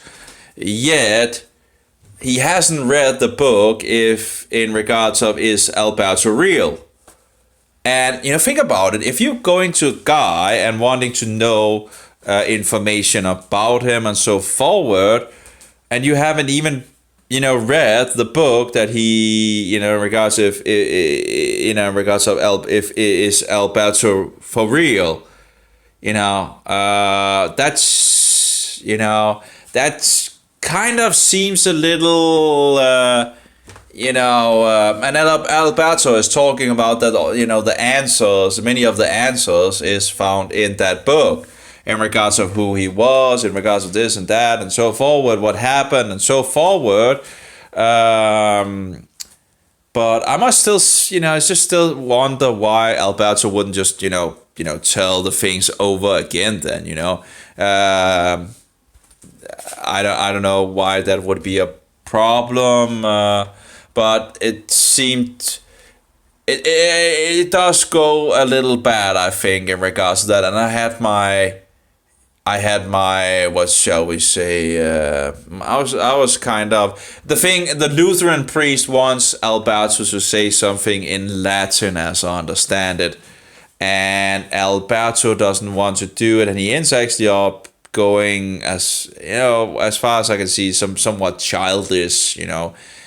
I don't know. It's hard to figure out. Some look at it and just feel like it's that it was because the Lutheran was trying to trap him in and all that, and that Alberto actually realized that this guy was trying to trap him in, and thereby he began to I don't know. I guess in regards of showing that he could, this Lutheran guy wanted to see if Alberto was able to speak Latin or read Latin, but there are other places where it actually seems to suggest that Alberto actually did know Latin. There's one place where he's talking to another guy, and it seems like he's, in regards to the Latin, it seems he's actually what do you call it? What is not helping, but correcting him in regards to the Latin. Some Latin word, and just like it was like just a normal thing, just that if you know a language and all that, and something, just it seems like Alberto just put in. And another thing where I think that's a 5-part, or maybe I think it's like 5 parts, where one of them is in regard to the nun, where he translates for the nun, and he also talks about that he's translating a book from the Latin, I think. But of course, that's not evidence that he actually knew Latin, of course, because anyone can, of course, say anything. But then again, it could be interesting to see if that book actually exists. I can't remember the name of the book, but if he actually mentions the name of that book, one could, for example, check if that book is actually translated, and if it's actually only found in Latin, or found in Latin at that point. Someone could do a research on that as well, to check, to verify things, right? If Alberto is for real, these things should be something. But I do wonder still why we don't have, things are still springing forward in regards of Alberto Rivera, but I would have suspected why are there not a congregation with everything that Alberto made, As far as I understand it, he had like a shop or something like that in regards to the ministry, in regards to the tapes and so forward and all that. Doesn't anything exist anymore in regards to this man? If you want to look into if this guy was authentic, it would be nice to have everything available in regards to this man, right? So, and if he's authentic, he shouldn't have anything to hide, right? So, but maybe there are other forces in this world that tries not to have his things out there, because it exposes them, And see, it's I'm just sitting here and thinking here and there, I guess. But it is, if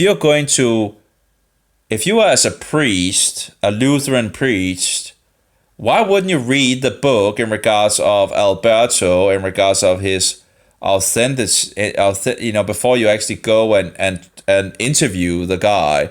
If you're going to make an interview with the guy, why not read some of his material? That seems a little weird. That I don't know. Anyway, but the reaction of Alberto does seems kind of strange in that interview. At least for me, in any case. I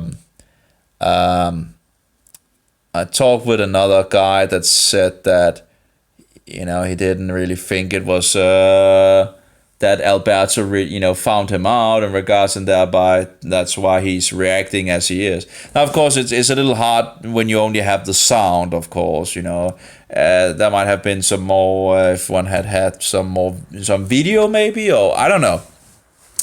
So, but at that point, Alberto could just have read something Latin or read aloud some Latin. But apparently it seems like he believes it was like the devil's language. And of course it is Roman language, right? But again, the Waldensians also talk Latin as far as I know, and the Waldensians was against the Roman Catholic Church. So, and it didn't really make the Waldensians satanic just because they, spoke Latin, right? So I don't know. It's just I don't know. Maybe if you have been part of that system and all that, maybe you could get this. He does talk also about that the Latin in regards of magician and all that, but might be another interview. So he might have come to the opinion that I don't want to talk this language because this is the language of the devil. It's a thing that he would ascribe to the Roman Catholic Church, which is true, right? Because that's the Latin thing, and you see Latin many places, and the Latin is the tongue of the Roman, empire. So yeah. Anyway, I don't know. Again, maybe I've just been too, Anyway, I'm trying to figure out what is going on in this world, right? But I know that Alberto is absolutely telling a lot of truth. That's for sure. You cannot just, when you see the Roman Catholics saying, "Oh yeah, he's a fraud" and all of that. Well, he had a lot of truth. That's for sure. I can verify that he had a lot of truth, or I have verified that he says what he says is, anyway, that was true, and that just makes it so much more believable that the other things that he actually was telling as well, that I can't verify, might actually be true as well, even if it sounds extraordinary. Anyway. Of the Jesuits, or what do you know about that? Well, what I know is this, that even the Seventh-day Adventist denomination has been placed under the greatest setup and a real setup of all the history of the denomination. And the proof and evidence is that now the leadership is already in a position where they themselves cannot play the role of Frankenstein no longer, because they're being unveiled, they're being discovered, and their intents and their true intents, and cases where already most of them has been already trained, prepared by Jesuits to be where they are. So, will this Sunday issue seems to be on the president's desk to be signed? The moral majority is pushing for it. The Lord's Day Alliance has pushed for it from its inception. That was one of the reasons it was created. Yes. Here we see in regards of where it seems to me that the SDA guy is trying to promote this, this day of the Saturday doctrine that the SDA has, where Alberto is then telling no. There's something that is much more important, and that is in regards of who the Antichrist is. That's very interesting, I think. So in other words, you think that for example, the Adventist leadership are going to fold up? No, that is not true. No. In the how the denomination has been set up and their keeping of the Sabbath is this. The Roman Catholic institution already, and this is why you have Biacochi and some other elements within the denomination, there already has been even honor, and condecorated by the Vatican concerning their work.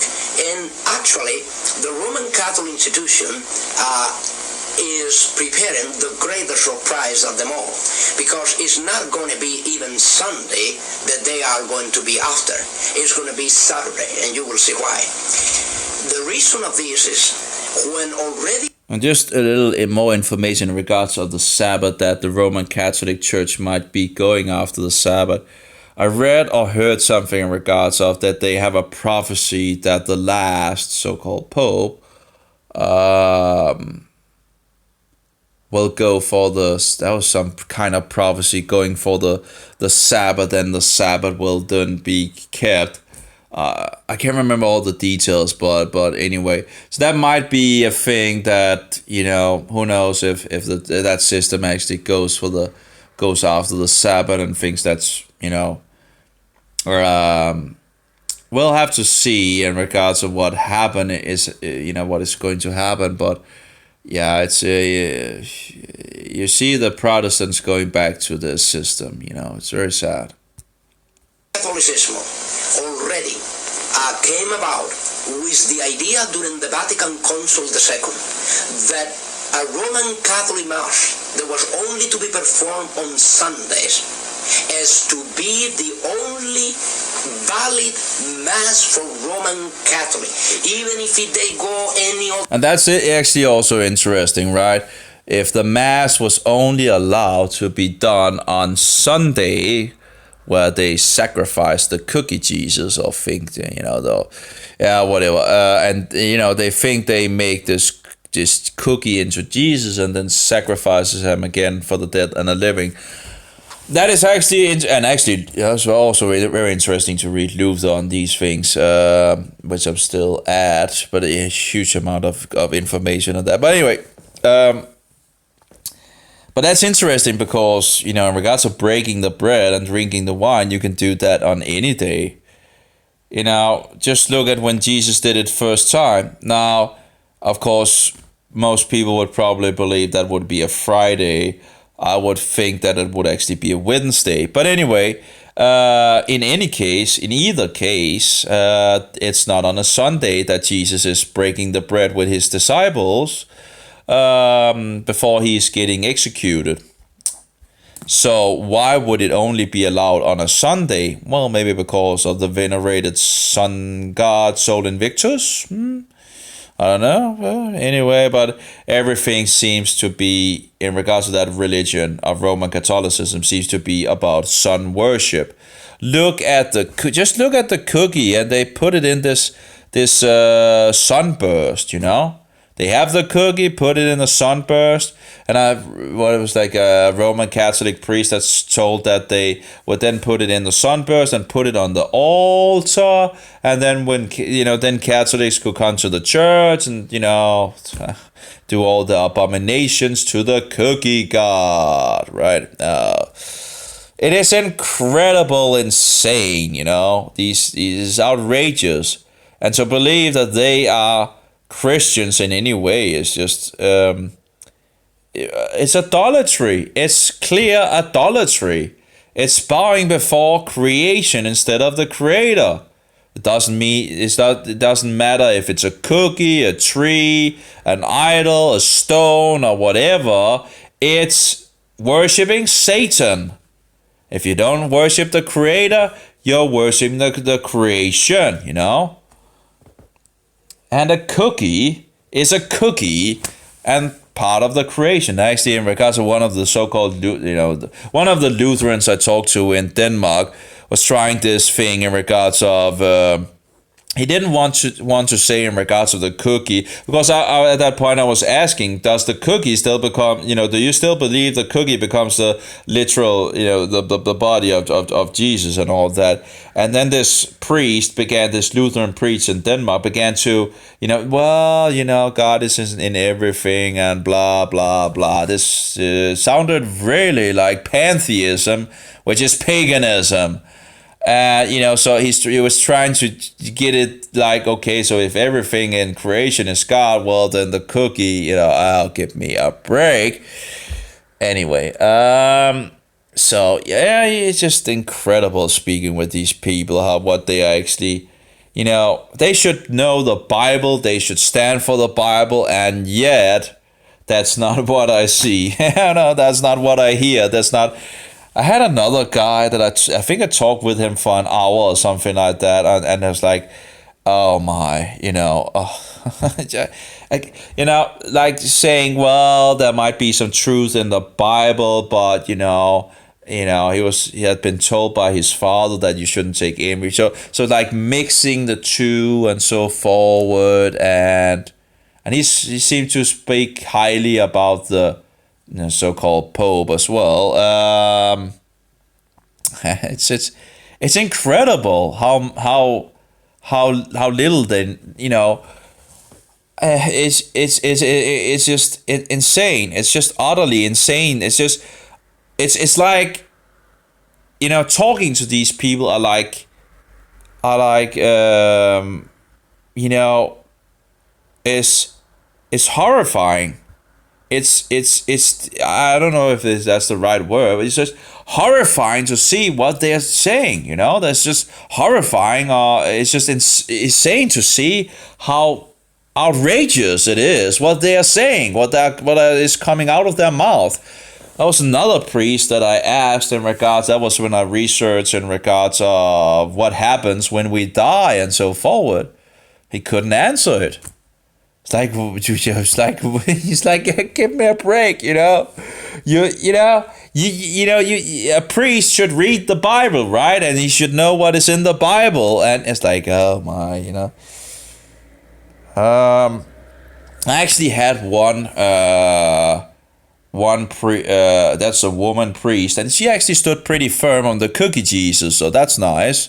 Well, it's not nice that, but it's nice that I got some verification, or some more verification, and she was really standing for the cookie Jesus, that the Lutheran, it becomes the Jesus Christ and all that. And of course, in regards of Danish history, that seems to be the truth as well. I had another priest that said, well, we pretty much believe what is in the Augsburg Confession, and that's the Augsburg Confession, that's from 1530 or around there, and it talks about the cookie Jesus. Again, I don't know if Luther ever if he ever dropped that doctrine in his later years, but Melanchthon apparently didn't believe it, Andreas didn't believe it, Zwingli didn't believe it, so the only one that was making a mess out of that in regards to this doctrine still was Martin Luther. Yet Martin Luther is talking about that the Roman Catholic Mass is the utmost abomination, so it's and that's in 1537. So you have to be aware you can't just quote Luther and then without actually knowing when he actually told these things, because he's changing a lot there, and you can change a lot in 10 years in regards of doing research and finding out other things and all that. So there would, of course, be a chance that he also changed on this doctrine of the cookie Jesus in his late years. But I haven't really seen any really... I know that there's Walter White, an SDA, says that in table talks that Luther actually had rejected, but I don't know. No, I don't see that. So anyway, let's continue to hear more. Day, Saturday, Friday, there was no valid mass for their obligations. Now, during the Vatican Council, the second session, suddenly the whole picture changed, and you know what for. The whole picture changed and said, now Saturday Mass is considered to be valid Mass as Sunday Mass. But that means not only that, more than that, Saturday Mass can replace Sunday Mass. But it's the Protestants, yes, not the Jesuits that appear to be pushing for the Sunday, for national Sunday law. Yes, actually, this is to trigger a reaction to really. And again, there we see the interviewer, his SDA views. I pretty much think that's that he's probably an SDA in regards to the view of because they have so much focus on the mark of the beast being the Sabbath, which I do not agree with, and that's the problem again when you research prophecy and you just want some what do you call it more. You end up hitting into SDA sources. And it's not to say that everything is bad, but it's just if you want to have some neutral research and look into and all that, it's just annoying hitting into SDA sources and without the SDA actually telling you that this is SDA material. At least be honest about where you're coming from. And a former SDA actually verified what I have found out or what I could see, that they were usually, they usually didn't say, and then when you get into it, they begin to, show their colors in regards of it. And this former SDA actually told about that they actually was taught about that. So that would just verify what I could see as well, what was happening. And that's just not honest. Tell the truth. Stand for the truth. If you are an SDA, tell me that you are an SDA. And, and if I want to look at the material, well, great. I'll look at it with the knowledge that this is from an SDA source. So I can, at least not deceive me into it, that's just, yeah. Anyway. But the SDA do have a lot of good material. And in Denmark, I think the SDA are probably the ones that is most aware who the Antichrist actually is and still speaking about it.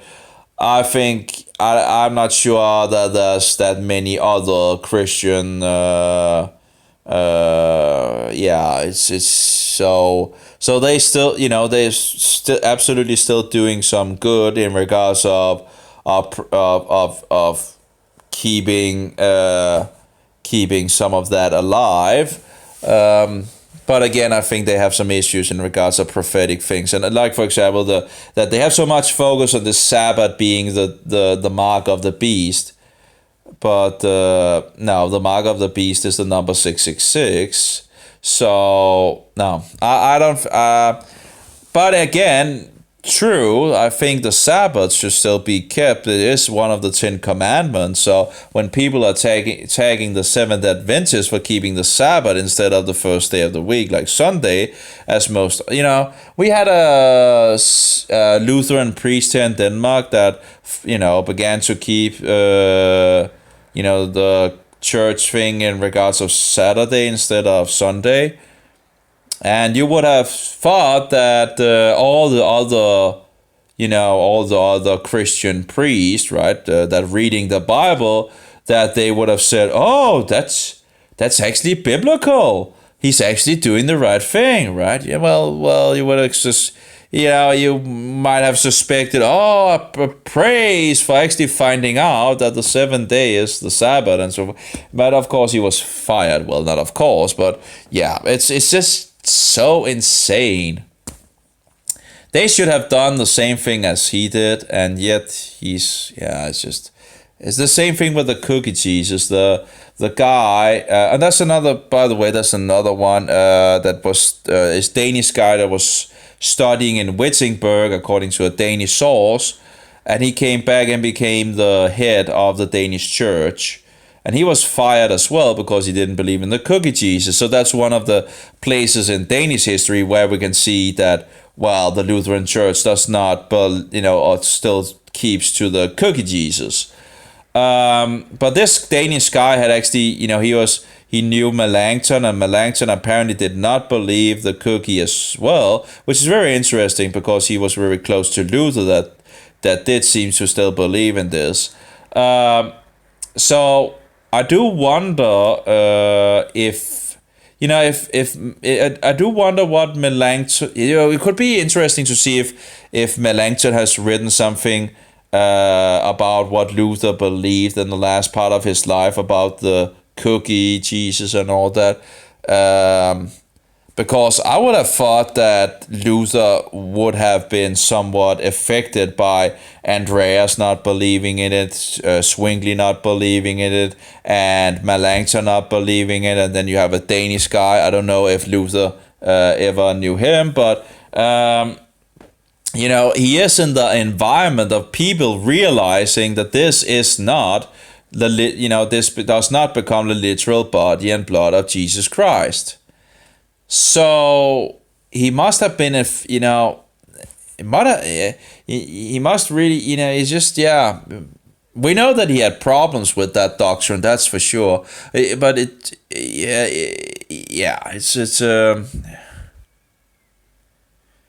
something, it's something to look into for sure. Of course, in the end, it doesn't really matter because we just look to the Bible, and the Bible, pretty much, I understood it as symbolic as well. I read the New Testament before I found out that there was a great conflict in regards to this doctrine, and I'm like, why are you wasting so much time on this, on this doctrine? It's pretty clear from the Bible that this is symbolic, But they used a lot of time on that for sure. But again, one have to remember that they were, these people have been growing up with Roman Catholicism. So, and I know it's really hard when you grow up with something. It can be really hard to actually, when you grow up with it as truth, right? You just take it as, you never question it. And it can be very hard to actually discount something that you have been growing. I think it's the same with the Mohammedans. The Mohammedans are growing up with this as the truth of truth, and it's very hard for them to actually, Satan has been very clever in this deception. 1.8 billion people being led astray by Satan just in regards to the Mohammedan religion. Then you have 1.2 in regards of the Roman Catholic religion. Now, of course, in regards of Christians being deceived and all that, but at some point they should realize that this Roman Catholic system is not, and thereby come out of her. Jesus is saying, "Come out of her, my people." And why would the Christians be in this system? Well, maybe because it's a very deceptive system, and they might actually be deceived by this. So, yeah, come out of her, my people. That's actually, Alberto talks about that as well. That, if you are a Christian, you will come out of the system because you how can you stay in this system, And it's just, it just totally goes against, anyway. Make you for a cover-up. The issue here is not even Saturday, it's not even Sunday. The issue here, whether it's Saturday or Sunday, the issue here is the person of the Antichrist. You see, in matters of days, right now, the conflict is being utilized, the struggle between Saturday and Sunday is being utilized more for the benefit of Roman Catholicism than even for the benefit of the Christian Church. And that is how it has been exploited, to the point that already the Vatican approved, listen to this, approved the publication officially of Biacochi, and dealing with from his book called From Saturday to Sunday. Now, if the Vatican go as far as approving a publication as such, what do you think that is happening? Do you see the point here? Yeah. If the Vatican goes as far telling an official, a member of the denominational body of the Seventh-day Adventists, I am the author of this book. I'm telling you that you have changed Saturday to Sunday. That you, as a Roman Catholic, you were the one that changed it. I mean, openly saying that there you did this. And the Cardinal Seven comes and say, oh yes, we agree, we did this. We agree. Now, what are they trying to gain by doing this, by accepting this? What they are trying to gain? They are trying to gain the sympathy, they are trying to gain the life, and they are trying to gain the entire denomination as they have gained the Pentecostal, as they have gained the Protestants through different other issues. Nevertheless, they touch every other issue except... And as far as I understand in regards of, was like Pentecostals, Lutherans, and was it the Methodists that it was also running back to the to Rome? So you have 3 congregations in our time that pretty much have, you know, gone in that direction. And again, no one talks about who the Antichrist is. If you talk, you know, I was down on the beach talking to Christians or Lutheran Christians. I was asking them who, if they knew who the Antichrist. I was just going around with some coffee, asking them, you know, there's all, you know, asking them, do you know who the Antichrist is? Or do you know who the Antichrist? You know, I found one single person who knew who the Antichrist was, without, he did need a little bit of a push, but in the right direction, but very little, and he absolutely knew, and that actually in regards to the child song of Martin Luther, he pointed me in that direction, or he told me about it, and I wrote it down, and I went home checking, and that led me in the direction of music. And of course, a huge subject as well in regards to that, in regards to the censorship of this little children's song, in regards of the Pope, so-called Pope, and the Turks. Martin Luther made this little child song against the 2 arch enemies of Jesus Christ. And who do you think that those 2 arch enemies was? And this was a song that was made in or released in 1542 or 41. No, I'm not sure about the date. I think it was 40. I think it was 42. Because the document in regards to the prayer, 2 seconds. Let's see. I have the book with the prayer, and as I understand, it actually came. It's hard to remember all the things, you know. All these numbers, and I see appeal for prayer against the Turks. Yeah, well. Do we have a date on that book? But that's the book where the prayer is, and then the song should have. Okay, Luther had done something. No, that's 1539. Yeah, okay. He wrote the appeal in one draft in September 1541. So I think the song, the children's song, came around 1542. Now there might be some, but first the prayer, as I understand it from other sources, said that he's fixing this prayer in this appeal against the Turks. And then he's making it into a child song. So it's actually a pretty long prayer that is actually becoming a small song. And you can see some of the things that is in the prayer is in the song as well. A children's song. So that was made, as I understand it, also for the children to remember to say the Lord's Prayer. To ask God for help and so forward against these, these enemies. And he mentions the 2 arch enemies of Jesus Christ. And again, who is the 2 arch enemies of Jesus Christ? Well, the Antichrist, that would be in regards to the papacy, and the Turks, which are the Mohammedans. And again, it also seems that Luther had this, idea that Mohammedanism might actually be closer to Rome than... Yeah, Anyway, I can't remember the word in English, but in any case, it's interesting to read some of their views in regards of of Mohammedanism. Anyway, is the real issue. Through any other issues, like the tongues business, the charismatic gift, you see, they are dealing with their things where nobody can see what is behind. In other words, they cannot openly see any evil.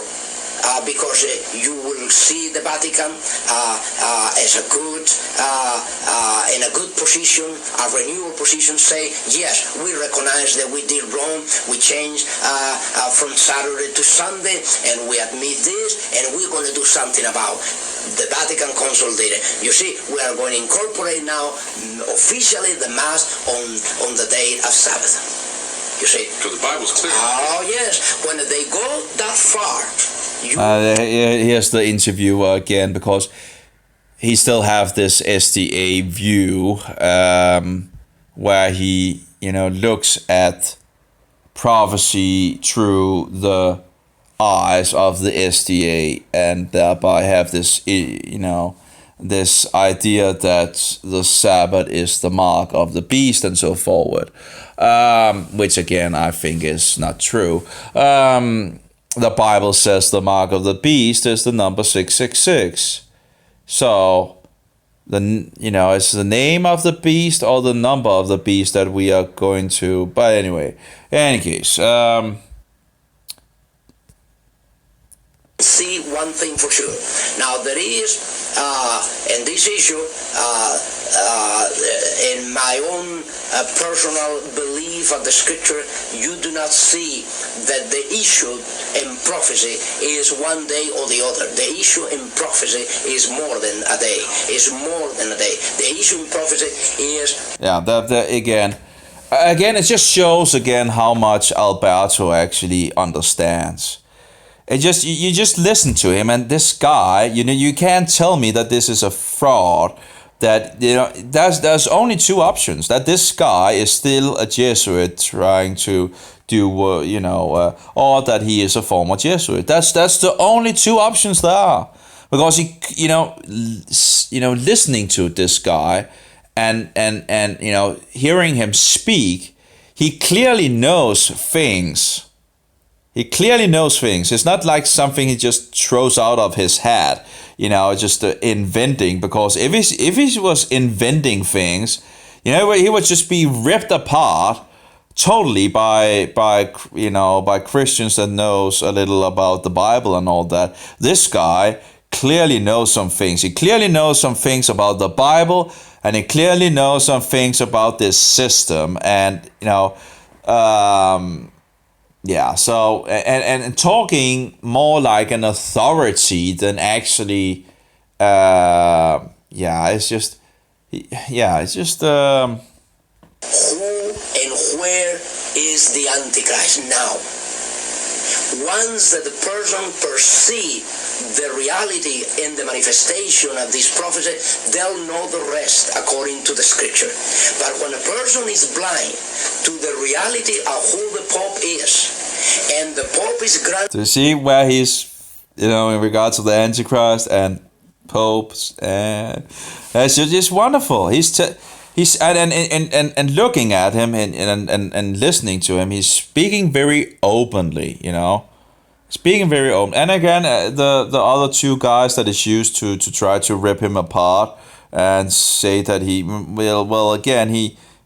tried to talk to these two guys, right? So and he was very, what I've heard, he was very open about things, So both in regards to Walter Martin and in regards to the other guy, Jerry Med. And again, that's you get these sources from the Catholics and this and that, and they, it's just in every favor to every other denomination, they'll believe that the Pope is not such a bad guy at all, after all. The whole thing is... And there you go. You see him talking about the Antichrist, then he talks about the so-called Pope, He's clearly also, if you see him, he understands who the Pope is or the office of the papacy. I have totally understanding of it. It's the Antichrist. The office and seat of the papacy is the Antichrist. Yeah, so again, when Roman Catholic says he's a fraud and all that, well, most Roman Catholics are not pointing to the truth found in Scripture in regards to the Antichrist. Most Roman Catholics are trying to, to go in other directions in regards of, that it's Jerusalem, in regards to the city, or that it's the Mohammedans, or what, it's just trying to. It must be, it's just sad. It's just so sad how people can be so. I don't know. It's just so sad that people can be so ingrained in believing this wicked institution. How they can see there's so many problems with this system. I guess it's all, in the Bible where it talks about, these idols and all that, and people worshiping them, becoming dumb and blind and what do you call it? As the statues, I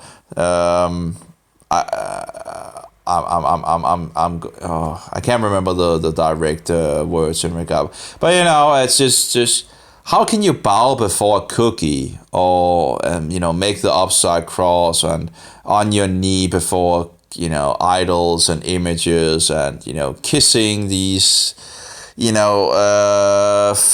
things? It's just disgusting.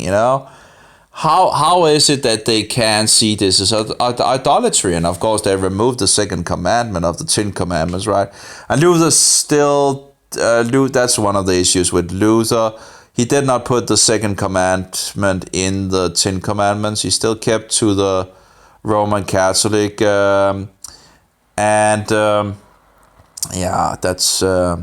that's something, of course, we can change and all that. He made a song. I think he actually made 2 songs in regards to the law of the 10 Commandments. That's something I need to check out, and if I find corruption and all that, I can fix it for hopefully, and then I can have songs about the law of God, and it's the right concept. The truth, songs should be about truth. Songs, you should be able to listen to songs and sing them for yourself, and have truth in these songs. That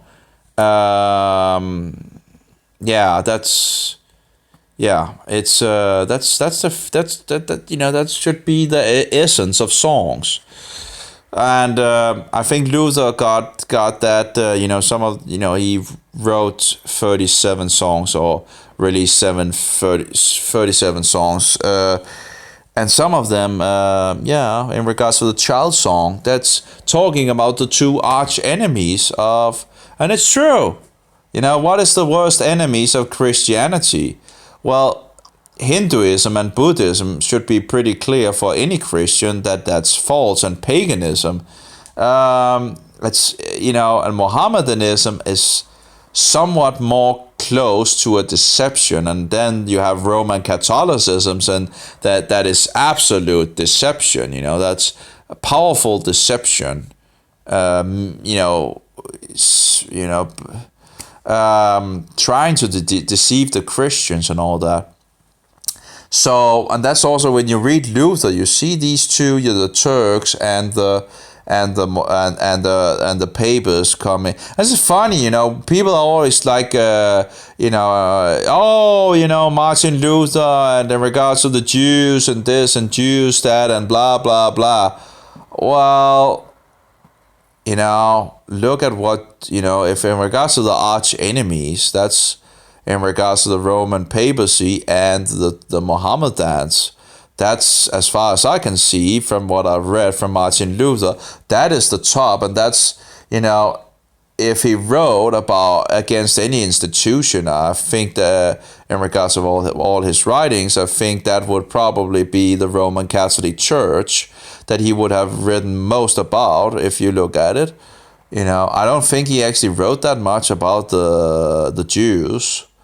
He wrote that book, right? And then we probably have a little here and a little there, but you know, for the most part, I think he wrote about the against the Roman Catholic Church. So again, when people just, you know, come out, in regards of the Jews, and give the Jews might this and the Jews might that and all that, and that's the thing that the Jesuit, you know, they had to have a scapegoat. You know, most of Europe or nearly half of Europe had woken up to who the Antichrist was. Don't you think that this system would maybe have thought, we need to find a scapegoat that we can give the fault for all our wicked things, you know? So, and there you find a pattern as well. When you begin to get more data points and all that, you begin to see the pattern of that, of actually, you know, giving the faults. The Jews have issues, yeah, they have issues, but they are not the ones that are in control. And just reading the Bible, you would see that it's not the Jews, it's a Roman horn. Oh my. Anyway, then we have some more in regards to Roman Catholic nuns and so forth. Anyway, that's actually anyway, more is bubbling forward, and it's getting, I would think it's getting harder for the devil to hide the truth. And now, of course, people are getting censored and kicked off platforms and all that. And I guess someone could easily also say that this is hate speech and tell YouTube and run to YouTube like, he's seeking hate speech. Yeah, it's insane, you know. People are just totally crybabies these days. I can't handle what he's saying. He's so evil. He's telling the truth and I'm feeling so offended about it. Do something about it. You know, kick him off the platform. He's one of these, these right-wingers, these radicals and extremist Christians, he's one of... give me a break, just... he's a homophobe. He's against Muhammad, he hates Mohammedans, and he hates Roman Catholics, and he's unloving, and he's not ecumenical, and he says the Antichrist is the Pope. Or the Pope is the Antichrist. Can't you see he's just speaking hate speech? Well, it's called freedom of speech, Something that Martin Luther, used it really, really much, And of course, if you think I'm rough, maybe you should read the book Against the Roman Papacy, an Institution of the Devil from Martin Luther, and... I think you will be surprised that Martin Luther is much more harsh in his words than I am. Anyway, I think it's very, very harsh. So anyway, but he's very clear in what he believes in regards to the Roman papacy and all that. But again, close off material, right? Getting censored and all that. It's after becoming Christian, it's something you get, I guess, more used to. I've never been so censored and had so much deleted, until after I became a Christian, I've, you become very, very, very unpopular by many, many, many, many people. Yeah. And you begin to see some of the tricks that Satan uses, and thereby also in regards of his history, because he's always been around. He's not, he's not on a break or something like that. He's just really, really going at it. All his lies and deceptions, and yeah. Anyway, I think I've spoken enough, and I should probably maybe make some coffee. It's in the morning, so I can keep awake. And then get into some flute and some vibration in regards of. I still have some applications that I need to figure out, which and I do have some programs in regards of making notes and all that. I have different programs, because I want to, in regards to the songs of the Reformation. That's something I'm looking into. And I have the Danish songbook from the 16th century and a German songbook from the 16th century. And I'm looking into some of the songs and, before they began to censor the things and all that.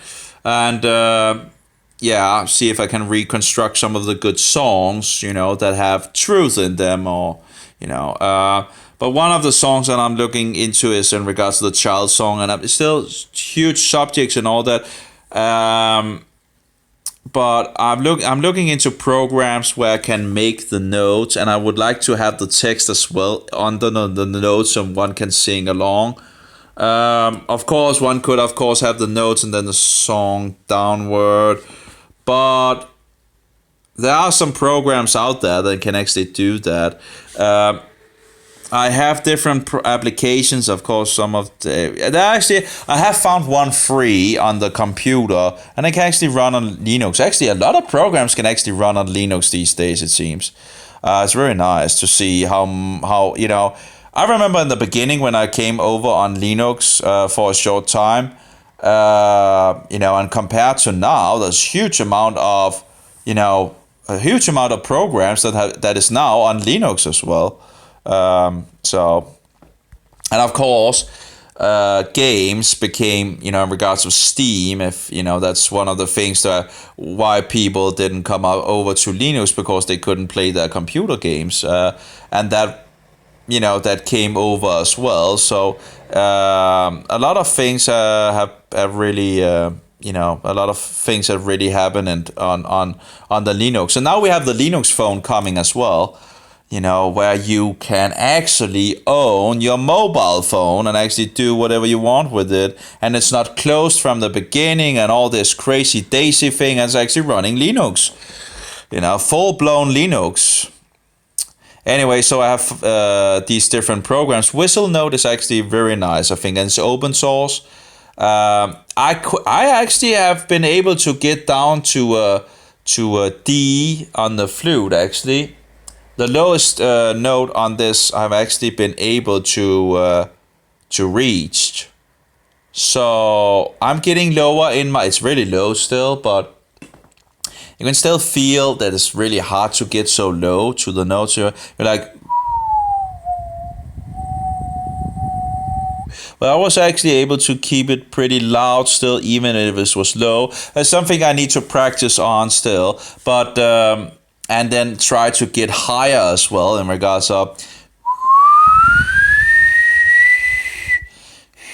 I get to a point where I just, but I've heard that, practice and all that will be, so that's what I'm going for.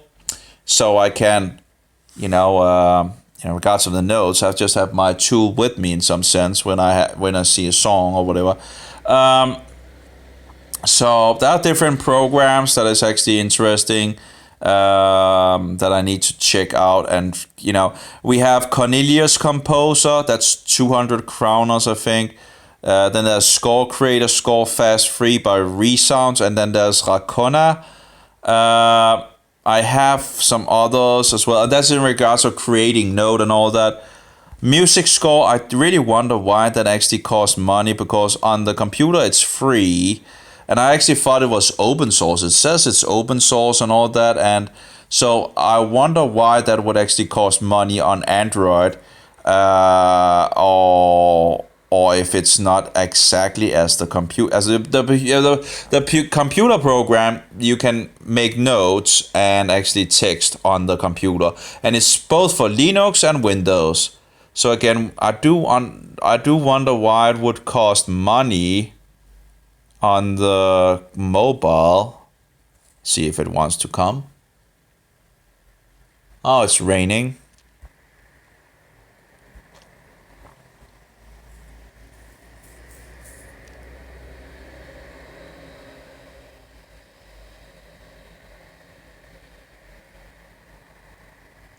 Well, apparently it's not really going far.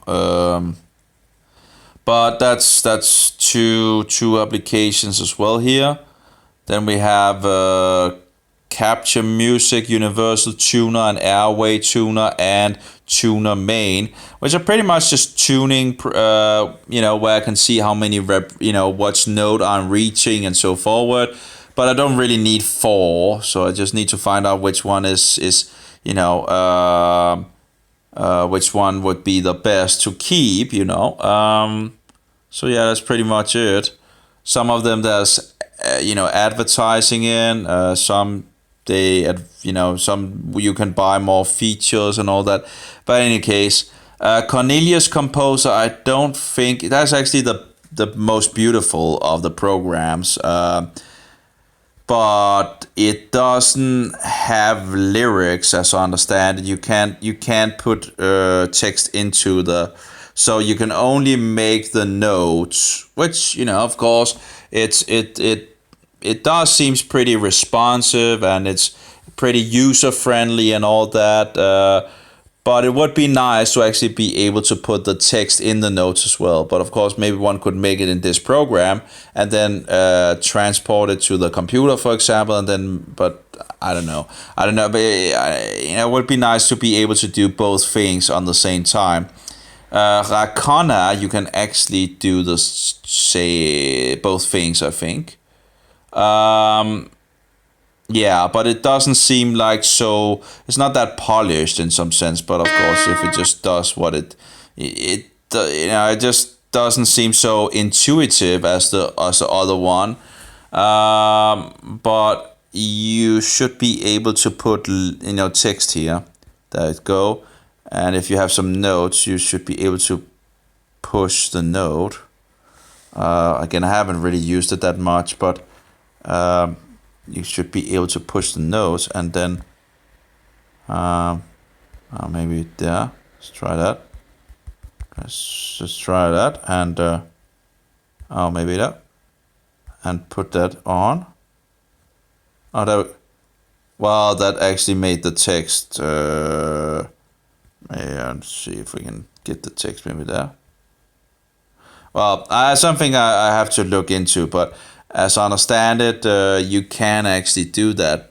That also costs money. I don't know what they actually don't have. If it's the how long you can make things and all that.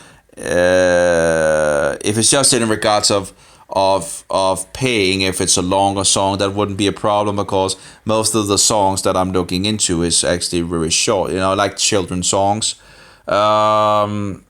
So that wouldn't, at least for the beginning, wouldn't be a problem. Then we have Score Creator and Score Fast Free, and again, I guess it's just try it out and see what happens. Let's see here. Thanks for installing Score Fast Free so it seems like it's free. Okay. So there we also have text down, so it seems like it also can fix text. So some in regards of instruments and all that, and again, anyway, something to look into, and everything takes time and all that. The one free program on the computer looked pretty good, and also looked pretty intuitive and all that. So that might, if anything, man, it's also easier on the computer. But it would be nice, to have the ability to have things with you and be able to read it and listen to the melodies and so forward on the mobile. So yeah. Anyway, I think I'll stop the thing. Again, there's still a lot of research that one can do, It's just there's huge amount of things to research in some sense. And there's a huge amount of things that we have lost.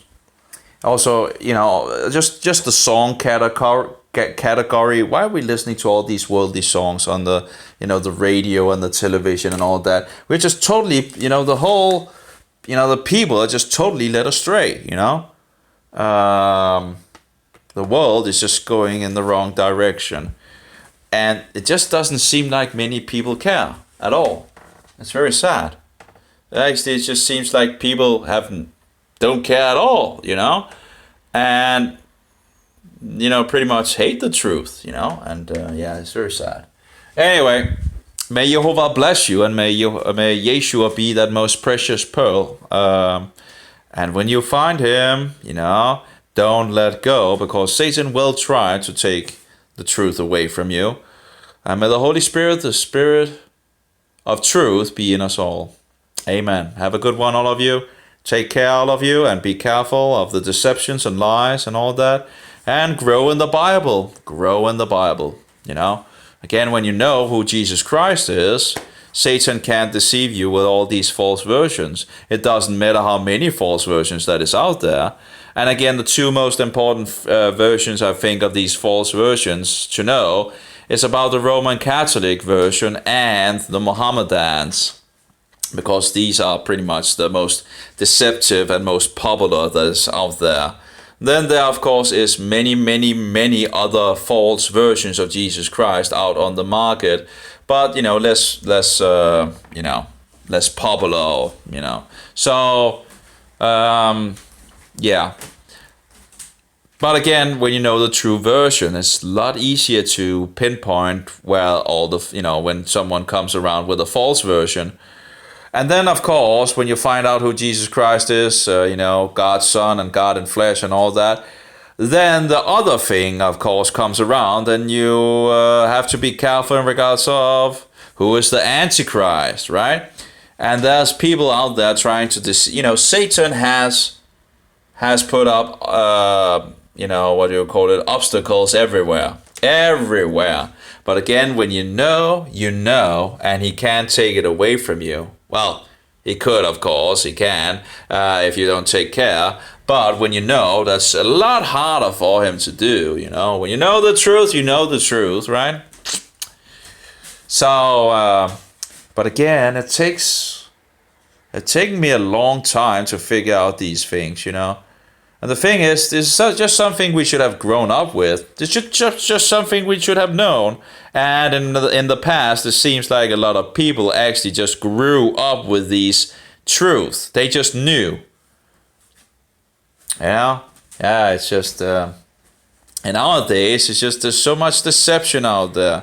And I do wonder why we really just, why we just, let the rope go. It just seems like people let the rope go, and we didn't care about the truth anymore. If we have kept, hanging on that rope, it's a lot hard. It's a lot easier to hang on to the truth than to try to rediscover the truth, because you need to find out who is telling, what is truth and what is lies and what is this. You have to research it. Yeah. If you have had parents that have taught you the truth to the best of their ability, well, you already have a lot of truth then. And then it's a lot harder for people to just come and deceive you, Anyway, have a good one, all of you. Bye-bye. See if we can. And of course, who knows, it's probably going to get deleted as well, right? If it ever gets popular on YouTube, someone will just say, "Oh, I'm offended," and then YouTube will gladly delete it. That's very sad. Very, very sad. Very, very sad how they just annihilate people on these platforms because they can't handle the truth. And if you can't argument against the truth, what do? Well, then just censor the people, and of course you can also kill them off, right? That's what has happened in the last many hundreds and hundreds of years, right? To people, because, yeah.